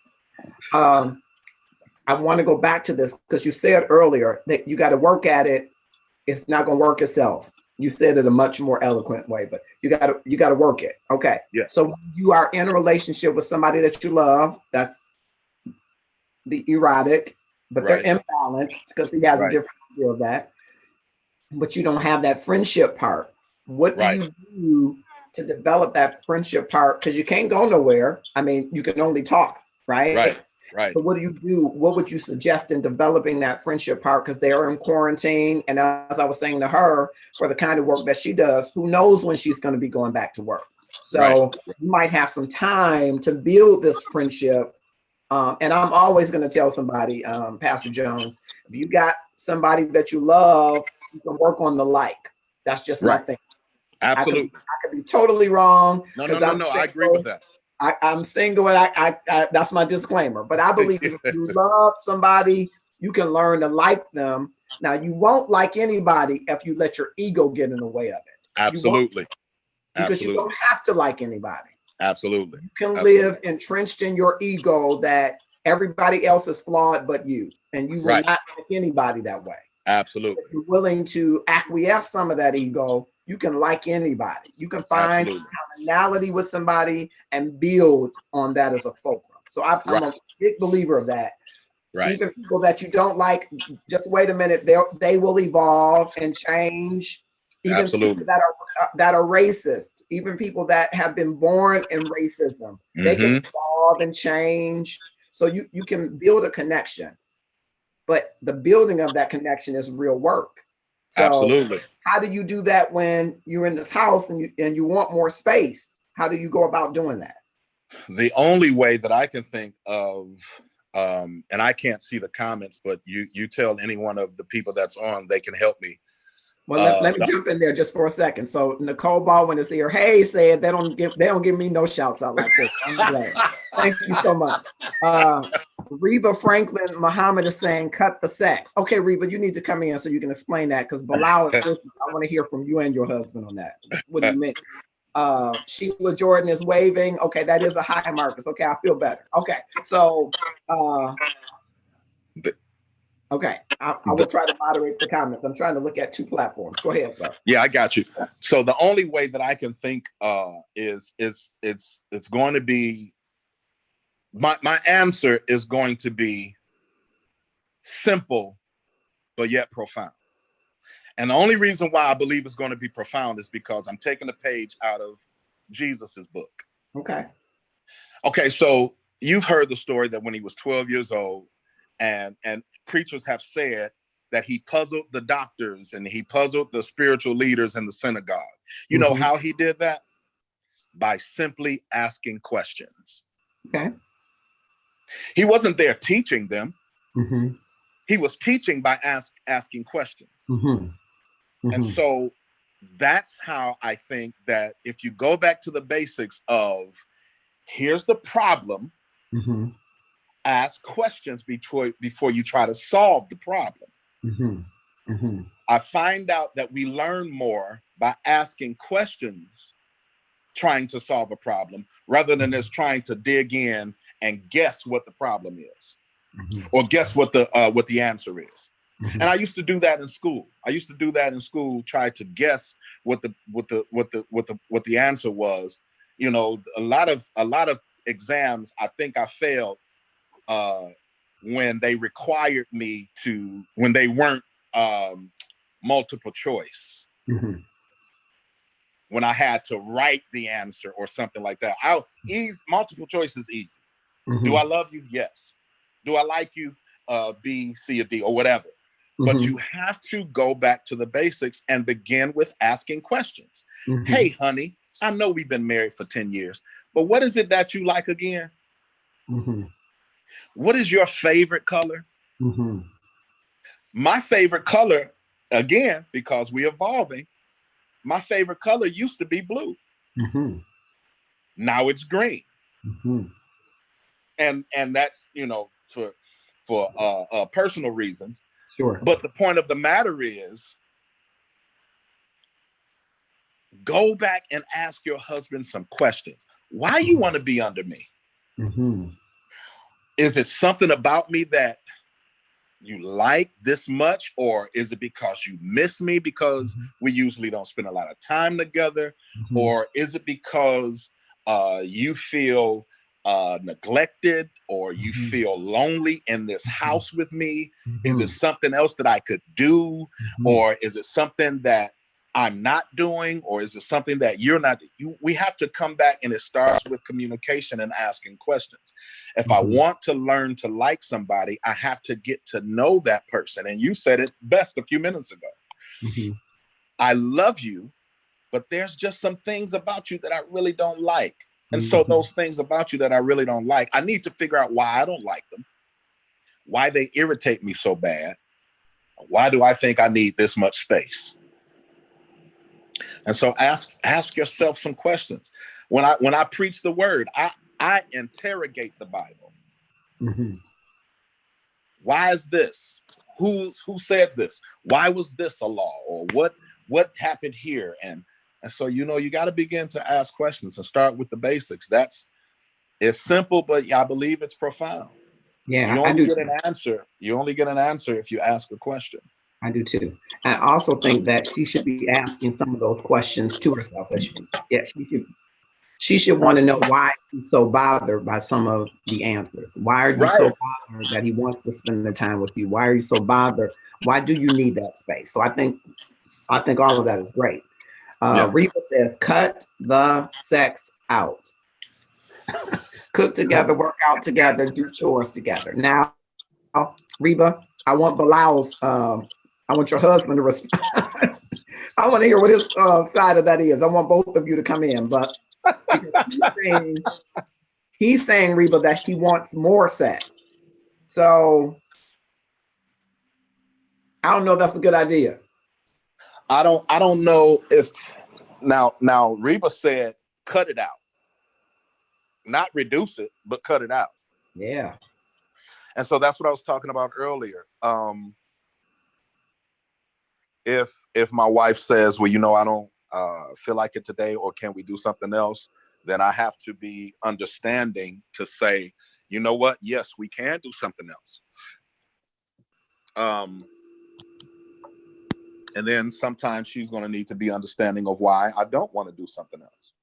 Right. Again, it's kind of like, I was watching a pastor. I won't mention his name, but I was watching a pastor. He was counseling this rapper and his wife. Hmm. Said something very, very powerful. He said to the wife who was upset about how her husband treated her and how some things he had said or done, and the pastor said, yeah, you're right, he shouldn't have said that and he shouldn't have done that. He said, but what I want to say to you is, it's not your business how your husband treats you. Now I'm listening to this and I'm like, hold up, bruh. It's not your business how your husband treats you. It's your business how you treat him. Hmm. And then he looks to the husband and says, it's not your business how your wife treats you. It's your business how you treat her. Zig Ziglar said some years ago that if you marry the wrong person, which you think is the wrong person, but if you treat them like the right person, they'll evolve into the right person. But if you marry the right person and treat them like the wrong person, they'll evolve into the wrong person. And so we have to look at our situations and say, yes, it's easy to say, cut the sex out. That's not solving the problem. No. That's putting a Band-Aid on a cut that needs stitches. That doesn't make sense. So try to figure out why he wants to have sex all the time, or why she wants to have sex all the time. Do you have an addiction, or are you playing this fantasy in your mind, or did you just get finished watching porn and this ain't porn? This is me and you. We ain't on that count. And so, we got to figure out, and I think that's what the problem is with a lot of people, is that we want to just stop something without trying to figure out why is it going on. Why is it going on? Yeah. A story this old preacher told me. He said there was this young lady, 20-something years old. She was making a ham and she cut both. I'm sure you've heard it. She cut both sides of the ham off and put it in the pot. Threw the ends of the ham away. Then one day she called her mom and said, "Mom, why did you cut the ends of the ham off and put it in the pot to cook it?" She said, "I don't know."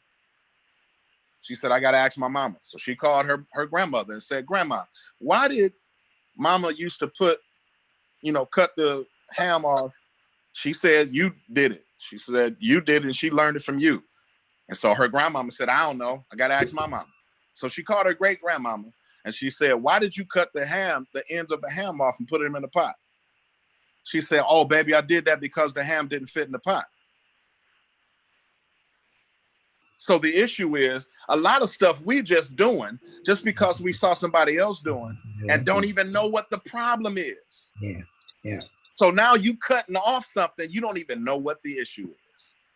So find out the issue before you cut and throw away some good meat.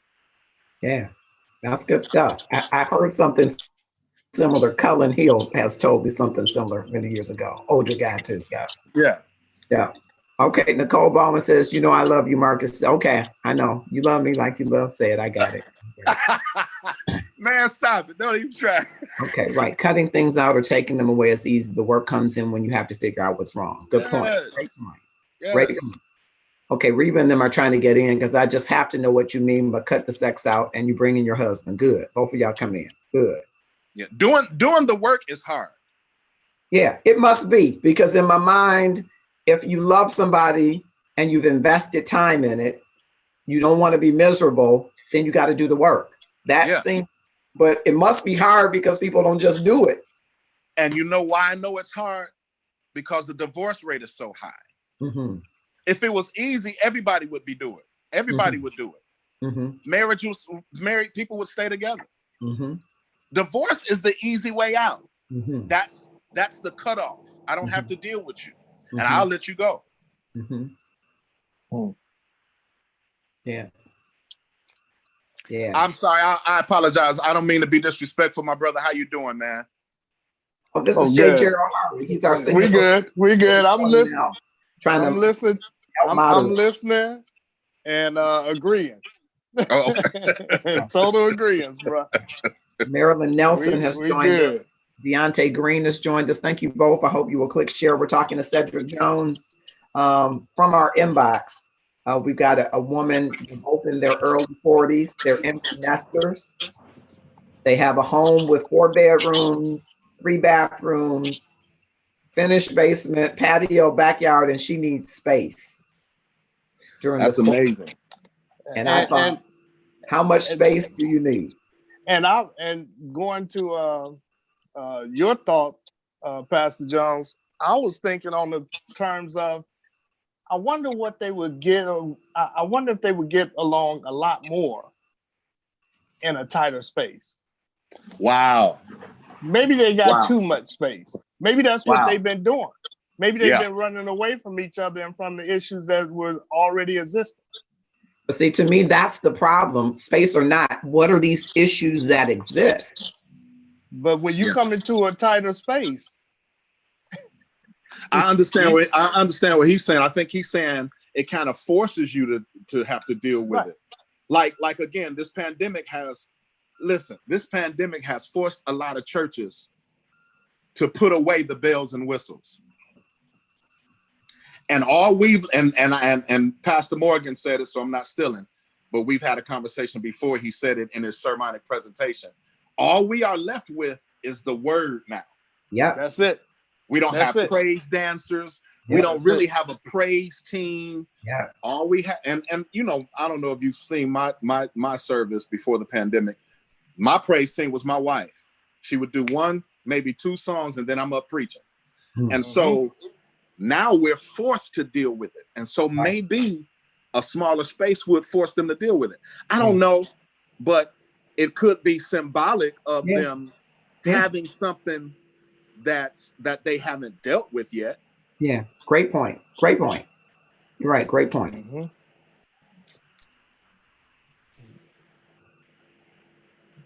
Okay, they have trouble getting in still. Okay.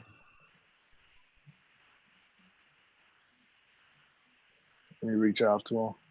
Thank you, sir. Yeah. Yeah. So they're empty nesters. And Jay Gerald was talking earlier about, and I've kind of talked to you about this before. I think, Pastor Jones, I think couples who've been married 25 years ought to have, well, probably not in the social distancing, but dinner and fellowship with couples that are just married 5 years and couples that have been married 50 years, which is something I'm trying to pull together. Before people get to the altar, they need to talk to some people who've been married 25 years. So that hear the evolution of, because 2 people come together as one, but those 2 people are evolving. Absolutely. They're growing and they're shedding and they're changing and they're being pruned and honed. Yeah. And so people need to understand that going into relationships, the kind of work it takes, the kind of communication, because we hear communication in every show that we do, Pastor Jones. It's a communication issue. Someone is saying something that the other person didn't receive or wasn't equipped to receive or did not accept, it's always some thread of communication throughout the situations and circumstances that they have. So I would want a younger couple, even a couple, this couple's been married almost 20 years, but clearly they spent the lion's share of those years building a life that didn't include each other as much. Wow, that's good. They built a life to get the accoutrement that they wanted, to build the Right. kind of reputation that they wanted as a family, the kind of pedigree, the kind of station in life, but they kind of left each other out. Right, right. And so it's important to connect, in my mind, couples who have done that, who have Right. built their lives with those four types of love, those four facets of love Yeah. intertwined in it. Yeah. Because a lot of times I believe if we know better, we would do better. Absolutely. It is that we haven't been informed by another couple. And your example was that we didn't know that, get a bigger pot. Nobody knew that. Yeah. Right. Yeah. So we just kept, cutting a sliver off instead of hearing, oh, well, this is the reason why we do that. Right. So that we can have a more fulfilling life. So yeah. I think, like I remember my wife and I, we were counseling a couple, and my wife said two things to them. It kind of like blew me away. I was just like, wow. One thing that she said to the young lady, she said, "Do you pray for your husband?" And she said, "Well, I pray for us." And my wife said, "Do you pray for him?" She said, "Well, I include him in my prayer." She said, "No. Do you pray for him? Specifically. Specifically." And she said, "Well, Lady Q, I really don't." And she said, "Maybe that's a problem." She said, "Maybe that's a problem." And then she said, "Hey, how are you?" And then she said to the young lady, she said, "Because you have to understand, there are some things about your husband that he thinks differently than you." She said, "Let me give you an example." This was the other thing that she said. She said, "Like my husband told me one day to stop telling him what he needs to do." She said, "I can be, he can be watching something or doing something, and I can tell him, said you need to take the garbage outside. Or said you need to go wash the dishes, or said you need to do this." She said, "Until my husband said to me, I don't like when you tell me that." And she said, "I meant no harm." And she really didn't. I said, "I would rather you say to me, baby, I need you to take the garbage out. Baby, I need you to go pick this up. Or baby, I need you to wash dishes." I said, because men, we do want to feel like we're needed. And you telling me what I need to do sounds like you're telling me what to do. And she said, "Baby, that's not how I meant it." And I said, "You know what? Psychologically, I knew that's not how you meant it, but that's how I felt." And so in those conversations, you find out things about what are triggers. And it came from one of my jobs. My boss used to just tell me, "You need to do this. You need to do." And so it kind of like scarred me a little bit. And I didn't know until my wife said, "You need to do that." I'm like, oh, now I know where I got that from. But again, that communication meant something. Yeah. Lynn Shaw has joined us, and Reba and Bilal Muhammad have joined us. Reba, you just get prettier every time I see you. Thank you. And Bilal does not deserve you. I'm teasing, I'm teasing. What's up, Mike? So you put in the comments earlier, cut the sex out. So I just want to get some clarity on that. You got to turn the TV off because I can't hear him here. Yes. You have to cut the sex out, because if all you have is sex, then what happens if you can't perform? What happens when somebody has to go on vacation?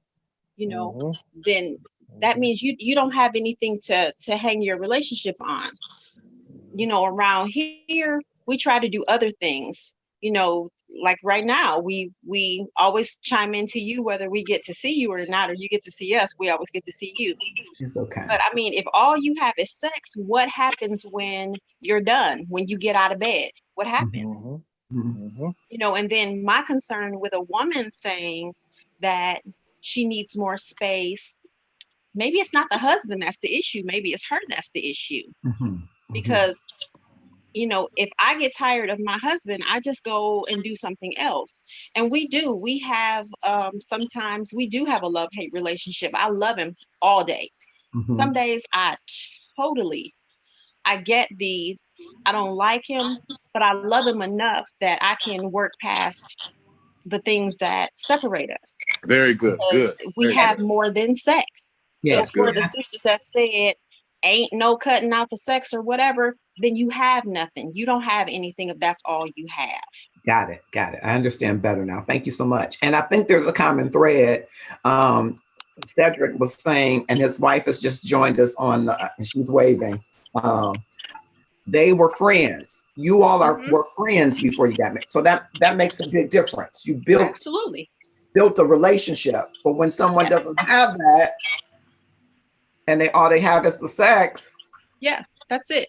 And obviously you didn't have in my opinion, you need more than sex. You need more than a physical attraction to keep a relationship going, because you're not always going to be pretty. You're not always going to be handsome. There are going to be sick days. There are going to be down days. So what else do you have? Blau and I had a friendship, and it wasn't flirtatious. It wasn't, sexual. We were friends. We were genuinely friends. We laughed. We cracked jokes around the office. We worked together for years before we got involved. And we still hang our relationship on that. So even on days that I don't like him, I can fall back on the things that made me laugh, the things that made me attracted to him, the jokes, and everything else is important to me. Friendship is bigger to me than love sometimes, because love is, to me, it's mushy, it's kissy, it's this, is that. What else do you have when you don't feel like loving on that person? Can you laugh with them? You know what I mean? And even when we fall out, I can think of something that he maybe made me laugh about, and vice versa. And that's what draws us back in. If he's not speaking to me for whatever reason, I know what his favorite meal is. And I'll cook it and I'll just slide it his way. Won't even be able to say anything to him maybe, but he knows, okay, he's thinking about me. He'll do the same. He'll do something that I like.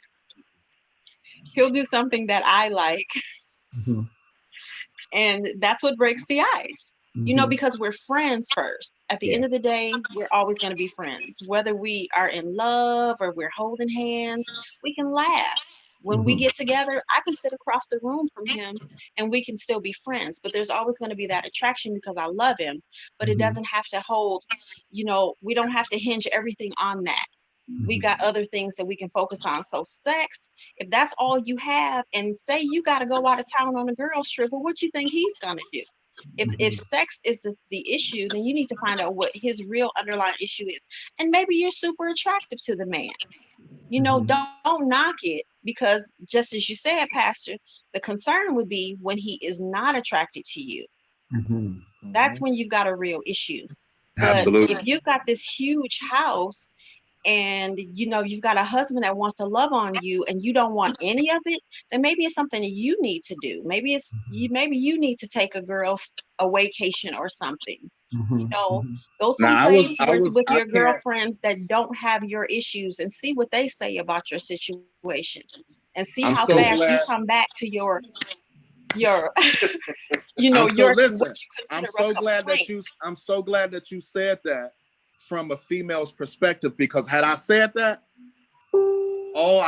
Marcus, you would have been in trouble. It would have been me. Oh yeah, because you had me on. So right. I'm so glad you said that, my sister, because yes, maybe it is something wrong with you that you don't want this love from your husband, when there are some husbands that ain't even coming home. Right. Absolutely. Right. Absolutely. It's not always the man, and I've learned that This is my second marriage. This is his second marriage. So we learned how to filter out the mess. You know, we Very knew good. what we had a certain expectation. We knew what we were going to put up with and what we were simply not going to tolerate in our second relationship. Mhm. But you have to figure out, you know, sometimes it's not perfect. It's not going to be perfect, but sometimes it's not the man. Maybe it's the woman. You Mhm. know, Right. maybe everything that she has is truly something that she never really thought until now she really didn't want. Mm-hmm. Mm-hmm. Yeah. So You know, being in just Wow. because it quarantine. seems Mhm. perfect, you know how Mhm. you say you have the woman who men say the nice guys finish last? Maybe she doesn't want a nice guy, Mhm. Wow. Wow. you know? Maybe she wants the guy that is intriguing, you know, because, yeah, exactly. Because sometimes guys who are mean, some women have the misconception that when a man mistreats you, he loves you. That is their idea of love. And maybe this guy is just simply too nice to her. Maybe this guy is, you know, something that she can't parade around. Maybe it's not her, you know, some women like flashy guys. Maybe this guy is not flashy. He just loves her. You Mhm. know, so I like to hear, maybe I like to see him. I like to see her. I like to hear more of the details, but Mhm. you know, something else is missing in that. Yeah. Mhm. She's got Mhm. too much going for her to have so much to complain about. Yeah. Ooh, that's And, good. and sometimes you don't know what you have going for you. So Yeah, that's why you but complain. I'll You say this. don't I'll value say it. this, gentlemen. Let him leave. Right. Right. Yep. Come on, sister. Come on. Come on. See, Yeah. men, we can't And say I want to stuff say like that to that. her. No disrespect to you, sweet, but let him leave because I Mm-hmm. promise you, some woman is sitting in quarantine alone. By Some themselves. woman is sitting in a Right. little bitty house. Some woman is sitting waiting for the very situation that you're ready to put down. And no disrespect to the gentleman on the panel, but if you can talk to them, talk to your husband. Mhm. Absolutely. Mm-hmm. Mm-hmm. Absolutely. Mm-hmm. Absolutely. That's your end These of the day. are the That's your end breaks. all be all. Because the I day that agree. you said I do, you said I do to the days I love you, the days I don't, Yep. the days I'm not feeling what you trying to say, the days your Mm-hmm. feet are funky, the That's days good. that you know your clothes are on the floor. I call them number eights because men step out of their underpants and it look like a number eight. The days number eights are laying on the floor, all of that. And you know, I have a sister right now who is contemplating. I don't know why she's contemplating, but her husband has cheated on her for several years. Cheated on her with a lady who lives 6 doors down Wow. from her house. Wow. And she's still in a marriage with this man, trying to figure out what's best for her son. And I told her, I said, you can't pin this on him. This is that's his dad. But I said, this boy is 17 going on 18. You think he doesn't see your tears? You think Oh, he I doesn't thought see you was your about to say he was emotion? 2, 3 years old. You know, and your pain, and you want to hang on to this for what? To say I'm married? Mhm. Nah, that's Yeah. not And good. she would trade that situation for your 4 bedroom, 3 bathroom, no office having, sexually activated husband in a blink of an eye. So she has to really figure out what she wants. Yeah. Mm-hmm. Yeah. I think that's You got to great. figure out what you want, because if this is what you signed up for, then this is what you signed up for. You Come Mhm. on. either are going to take it, or you're going to be woman enough to say, you know what, this is not working for me anymore. Mhm. Absolutely. Mm-hmm. All Absolutely. of that's Thank great. you, my sister. I That's felt good. like you were preaching, and your husband said you're auditioning for co-host. So Right. Ah. he's What right. did I He typing all the time you talking. You know how y'all does. But I'm so but sorry. I'm Carry serious on, about gentlemen. bringing together more couples to talk to some of these other couples. I just think it's one of the reasons that Love and Stuff I think works is people get to broach their topics without having to see you face to face. Some people don't can't handle the face to face, But and and give then them an that's the thing opportunity to about listen it. to it. and hear somebody else's perspectives on something. Sometimes if you don't have other people informing your perspective, you will think that what you're doing is okay. Yes. You could perfectly be living out a life and saying, my husband is horrible. He comes home every day and wants to sit under me. He pays all the bills. He doesn't drink. He doesn't smoke. And he's horrible, until you hear somebody else say, but he'd be wonderful for somebody down the street if you want to let it go. Yes. You need other perspectives speaking to you besides your own voice. And that's one of the genius, I think, of the Love and Stuff community, is so that other people can speak to you. Sometimes they're more poignant to you because you don't know them. And so they speak something that's gutturally connecting to you to say, hey, wait a minute, maybe I need to rethink what I'm doing here. Yeah. And so and this lovely young lady said it. Yeah. I promise you, had a man said there's somebody else that then it'd have been like, well, then you're chauvinistic. Yeah, now I'm chauvinistic. I'm like, or sexist or misogynistic, right? Right. Yeah. And my wife has this saying when we've had an argument, when we've had a discussion, or when we do counseling, she says, hold your own crap. It's your crap. Yes. And your crap stinks just like anybody else's. Absolutely. Good. And so if I'm wrong, I need to hold that, own that. Own your stuff. Yeah. And that's what I tell my husband. You know, be willing to own what you do. You know, I'm not one to, if I say something behind your back, I'm the same person that's going to say it in your face, because see, I'm going to be held accountable for it no matter how you found out I said it. Absolutely. So I talk to him. If I have something to say to him, even if I'm on the phone, you know, what I can't stand is when you're talking to your sister friend or your guy friend, and then your spouse or your significant other walks in and you get quiet. Yeah. That's a problem. It is a problem. It is a problem because you're afraid to say to your husband what you'll say behind his back. So you're throwing stuff at him, and he doesn't even know that he has to defend himself. Right. Great point, Reba, that I want to jump in here on. Why is that people don't want to communicate what they think and feel? Why is that? In my opinion,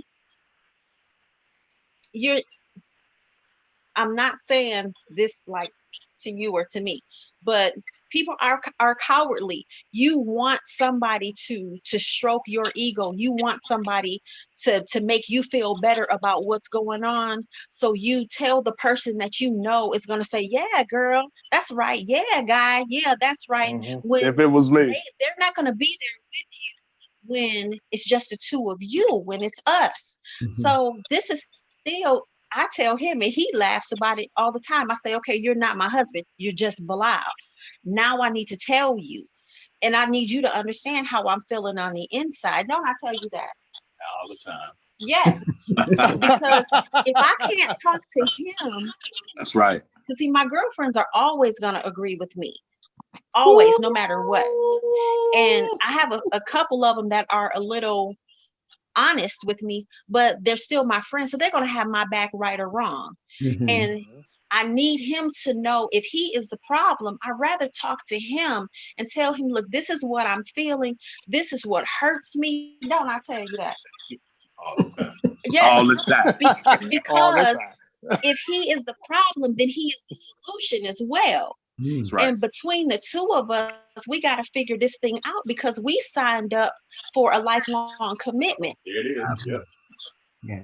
What? That's right. Go ahead. That's it. We signed up to have this thing going on, just the two of us. Yes. Not to pull you all too deep into this, but we had some things going on where we had, I'll just say, other parties getting involved in our business. And I had to remind him, not that he ever needs reminding of anything, because he is the man, but I had to remind him, did we, just the two of us, get married, or did all of us get married? Because what we had decided to do in the beginning was to elope, because I didn't want any sideline interference. Wow. Well, if I didn't want it in the beginning, then why in the world do I want it now? Right. You know, and that's why I talk to my girlfriends sparingly because see, one thing is certain about girlfriends, they'll agree with you, but that's the stuff that'll come back. Now, you remember what you said last week. Oh, so you all good now, especially when they're having their issues. I don't need that.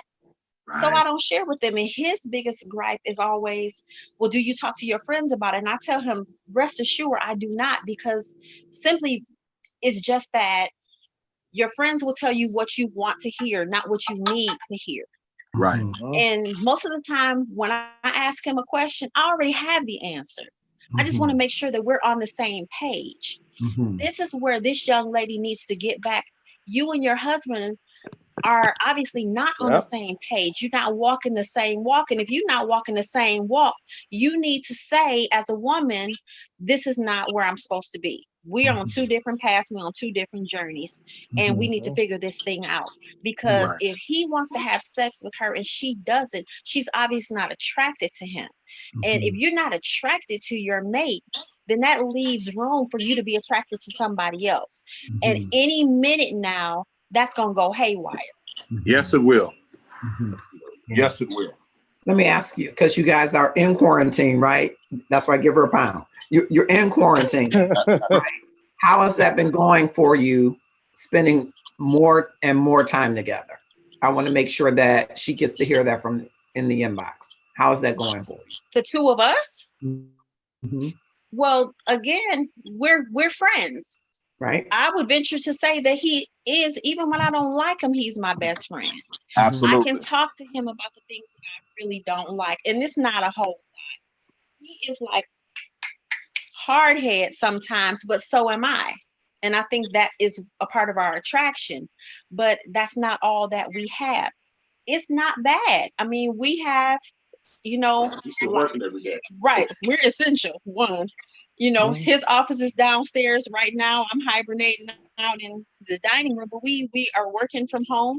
We take a break. We say hello. You know, we still got our kids here. We're still we're friends. You know, it's not always gonna be mushy. It's not always gonna be perfect. It's, you know, we go to bed together no matter what. But there are some days where I want to choke him, he wants to choke me. But again, you got to fall back on what you signed up for.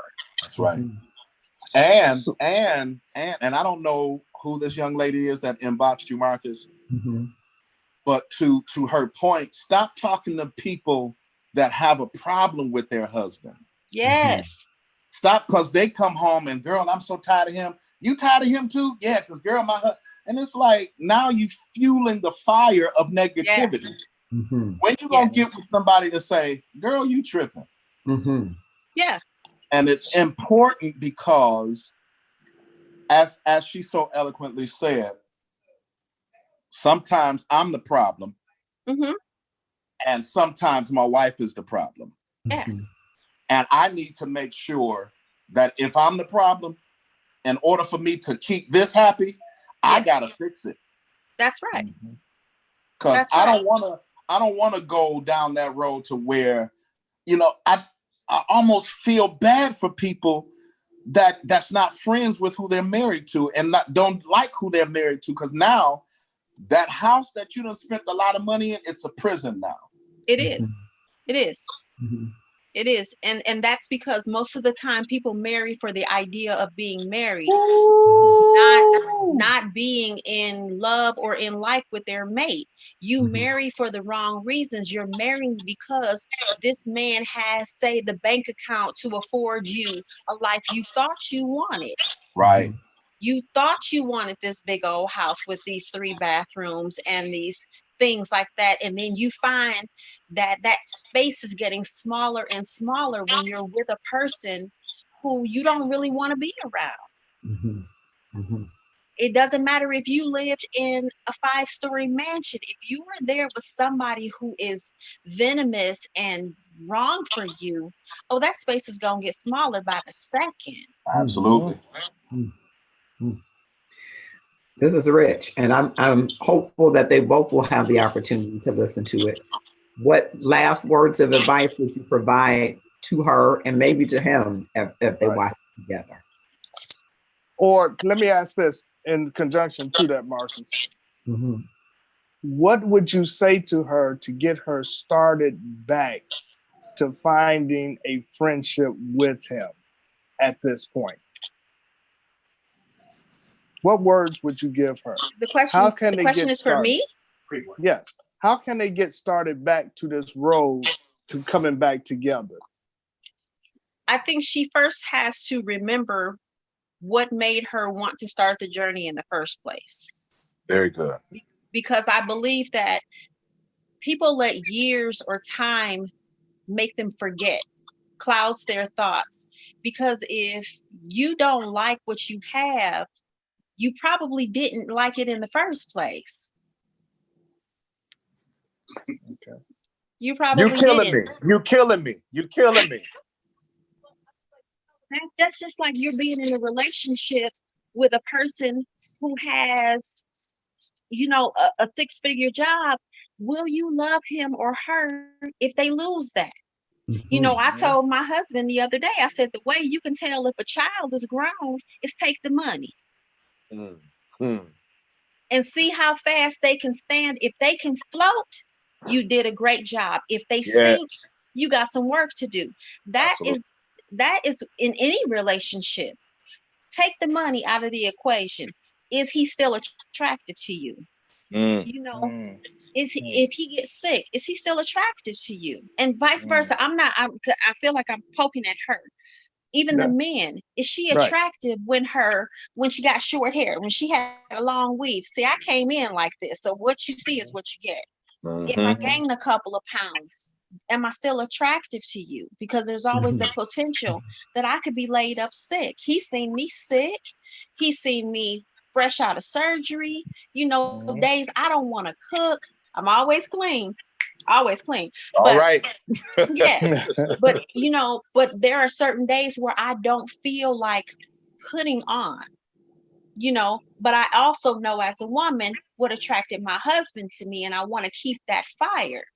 So Mhm. Mhm. even days, you see, he's sitting here in shorts, I'm sitting here in a yoga outfit, but I know that this is what is attractive to him. So Mhm. even Right. when I'm not going anywhere, I try to keep it going. She has to come back. Is it worth doing all that? Is he worth keeping it going? Is he Mhm. worth that favorite lip gloss color that is, he says, I like that on you. Do you want to put it on or do you want to put Right. it down? She has to Right. remember what got her at the altar wanting to make that walk. That's You good. understand? That's good. That Okay. is great. That's And very good. I know Pastor Jones had already addressed this before, but I want to give him a chance to recap it, J. Gerald, because he did. He talked about working. It's work to get to the friendship. But go ahead. Yeah. Yeah. What I basically said was a lot of people always saying that your marriage will work. Well, it's just words if you're not working it. That's it. Mhm. It takes work to work it. Yeah. Hmm. It takes time. It takes understanding. It takes the ability to give up that ego, give up of yourself, because it's not Yes. about you. It's That's it. about you two becoming About one. us. Mhm. And Right. exactly. And once we lose sight um, of the vision, then you have division. Mhm. Mhm. The That's Latin it. word die meaning two, That's it. vision meaning sight. You got two sights. Well, that's Mhm. not Mhm. how marriage works. No, Mhm. You have to have one vision. that's Mhm. it. And that one vision is, I don't care what's going on. We're going to work this out. Listen, I'll be 50 next year. I ain't got time to try to learn nobody else. That's Mhm. it. I ain't got time to try to date and go through all that foolishness. And no, I love my wife. I'm in love with her. I like her. She Yes. Mhm. likes me. And Yes. so what's the problem? The problem is not even a problem when you have just laid out everything and you say, you know what? Ain't nobody else worth me losing all of this. That's it. Mhm. Nothing else. And so if I gotta sit down and talk with my wife and say, well, hey, you know what, baby? Yesterday you wore blue and I don't really like blue no more.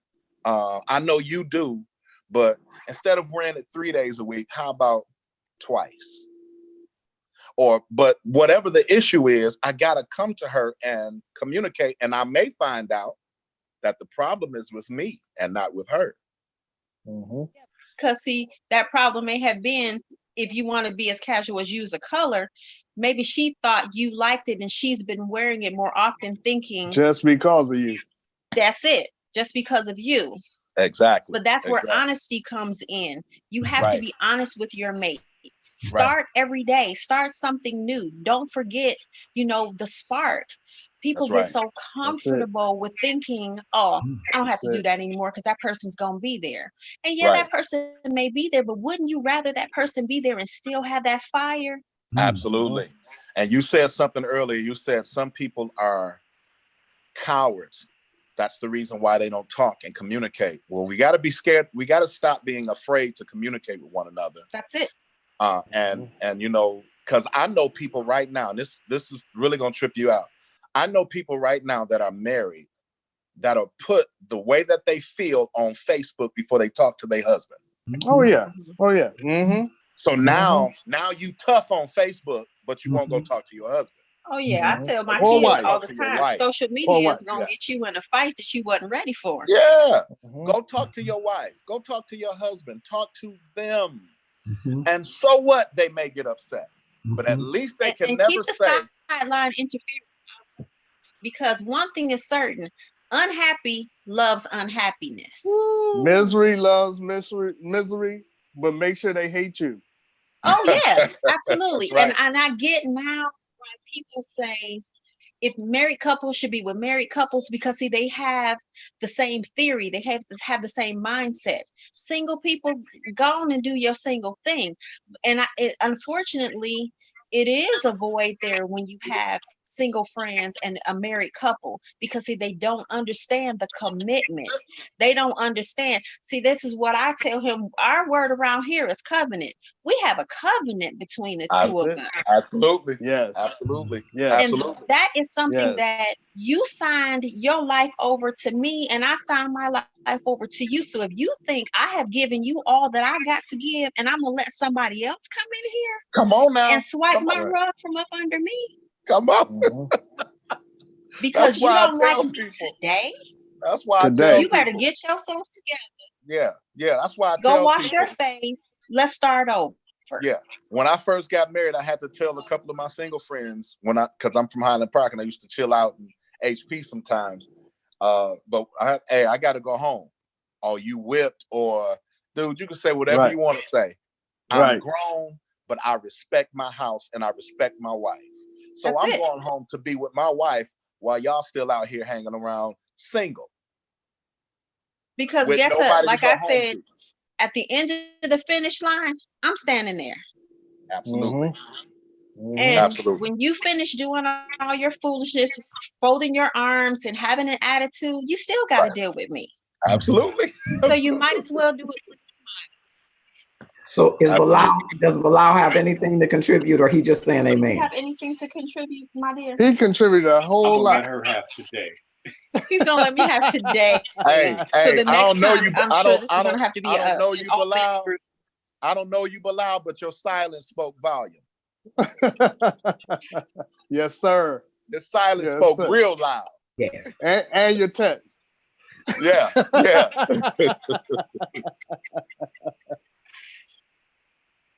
I think that this is rich, and I think that they will walk away with some great advice. Though I agree with you on the marrieds and the singles, but what I'm trying to do here, Reba, with people like you, with people like Cedric and Bilal and Kwanya, is single people can't always be the married people until they see the married people, if that makes sense. Mm-hmm. That's true. Okay. They need to see what they want to become. And so I always want to connect singles to married couples, not so that they can get in your business, but you can help them through theirs. Absolutely. So understand how to work toward becoming more a whole person for the other person. Absolutely. Until you're ready to be a teammate, a partner, the right to someone's left, the wake up every day to the same. And it's not as hard as it seems. Some people are psyched or duped into thinking, oh, this is, and I'm It's not too trying to much. be trivial about it, but I got the same thing for the rest of my life. Yes.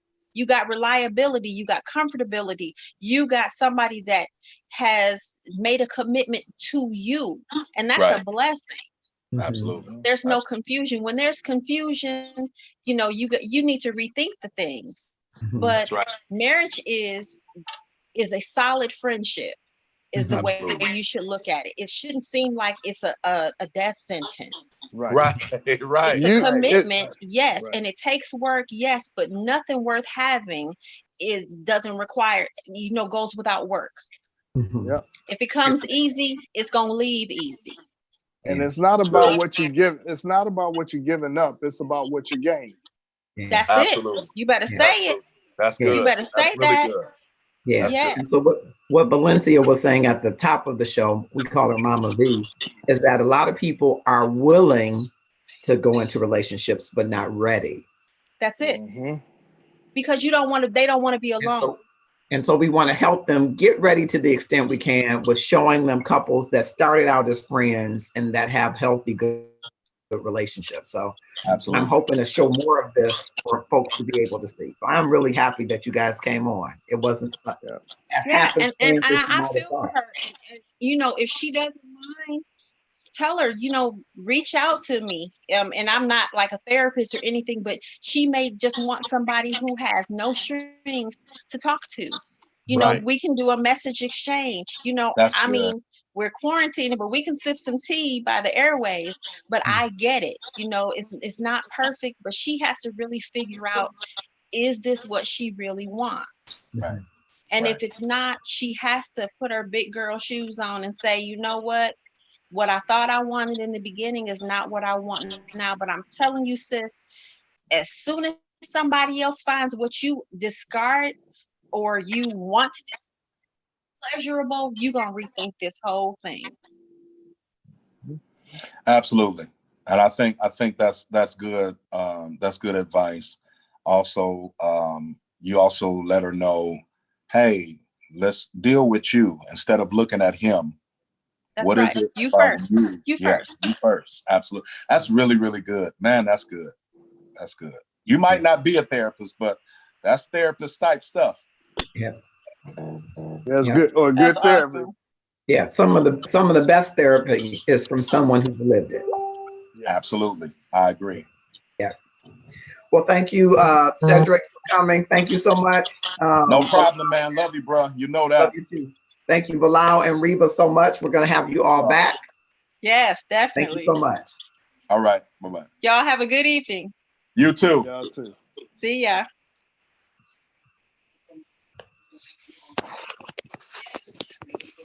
Well, that was great. I'm glad we had them on. And I hope that from our inbox, what our hope always is that you hear different perspectives because we all enter situations with a perspective, but hopefully you leave from a situation with at least some information that challenges your perspective. You might be absolutely right with the decisions that you make, that you choose to make regarding your life.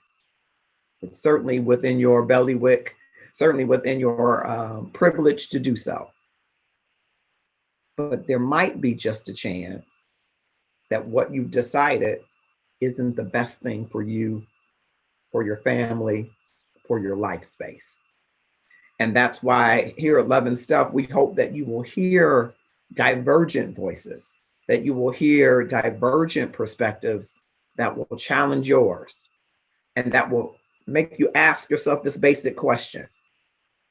Am I the love that God created for me to be in this world? Do I love myself as a reflection of that love?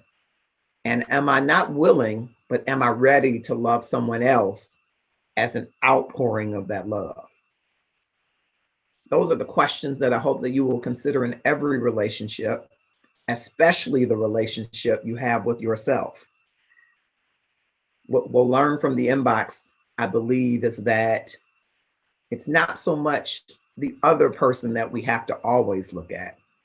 We got to look at ourselves. And whether you're married or single, you still got space and room to look at yourself, to see if the decisions that you're making, the choices that you're making are really the best ones amongst the choices that you have to make. Ask yourself, am I reflecting the love that is the quintessential love? Am I giving back that love to the Creator? Am I being that love for myself? Do I understand what that even means? And then am I then able, willing, and ready to love somebody else? Well, I think we got a bird's eye view of Cedric's love for Kwanya. You should take a look at them on Facebook, and you will see what you see there is what is the authentic love. You've got a chance to hear from Reba and in some of Bilal's silence, but he loves and adores his wife. And they all started in friendship. And Cedric talked to us about the 4 facets of love, the 4 kinds of love, and that the covenant relationship between the man and the wife in their marriage encompasses, embodies all 4. And so ask yourself, if you're in a relationship, have you built that relationship upon a commonality? Have you built that relationship upon an authentic like and love for the other individual? And have you worked to grow that relationship as you both have evolved over time? I suspect that a lot of people are building relationships, really not building each other and building identity for each other in that relationship, so that you come to know who that person is and who that person is becoming right before your very eyes, because you never know. A quarantine may hit your life when you all are smack together in a space and you're smack dab in the face of what makes the 2 of you right in front of each other, with no bars and no holds, just you and that other person, and no job or fraternity or extracurricular activity in between. Then you get to see who you really are and who you are really loving.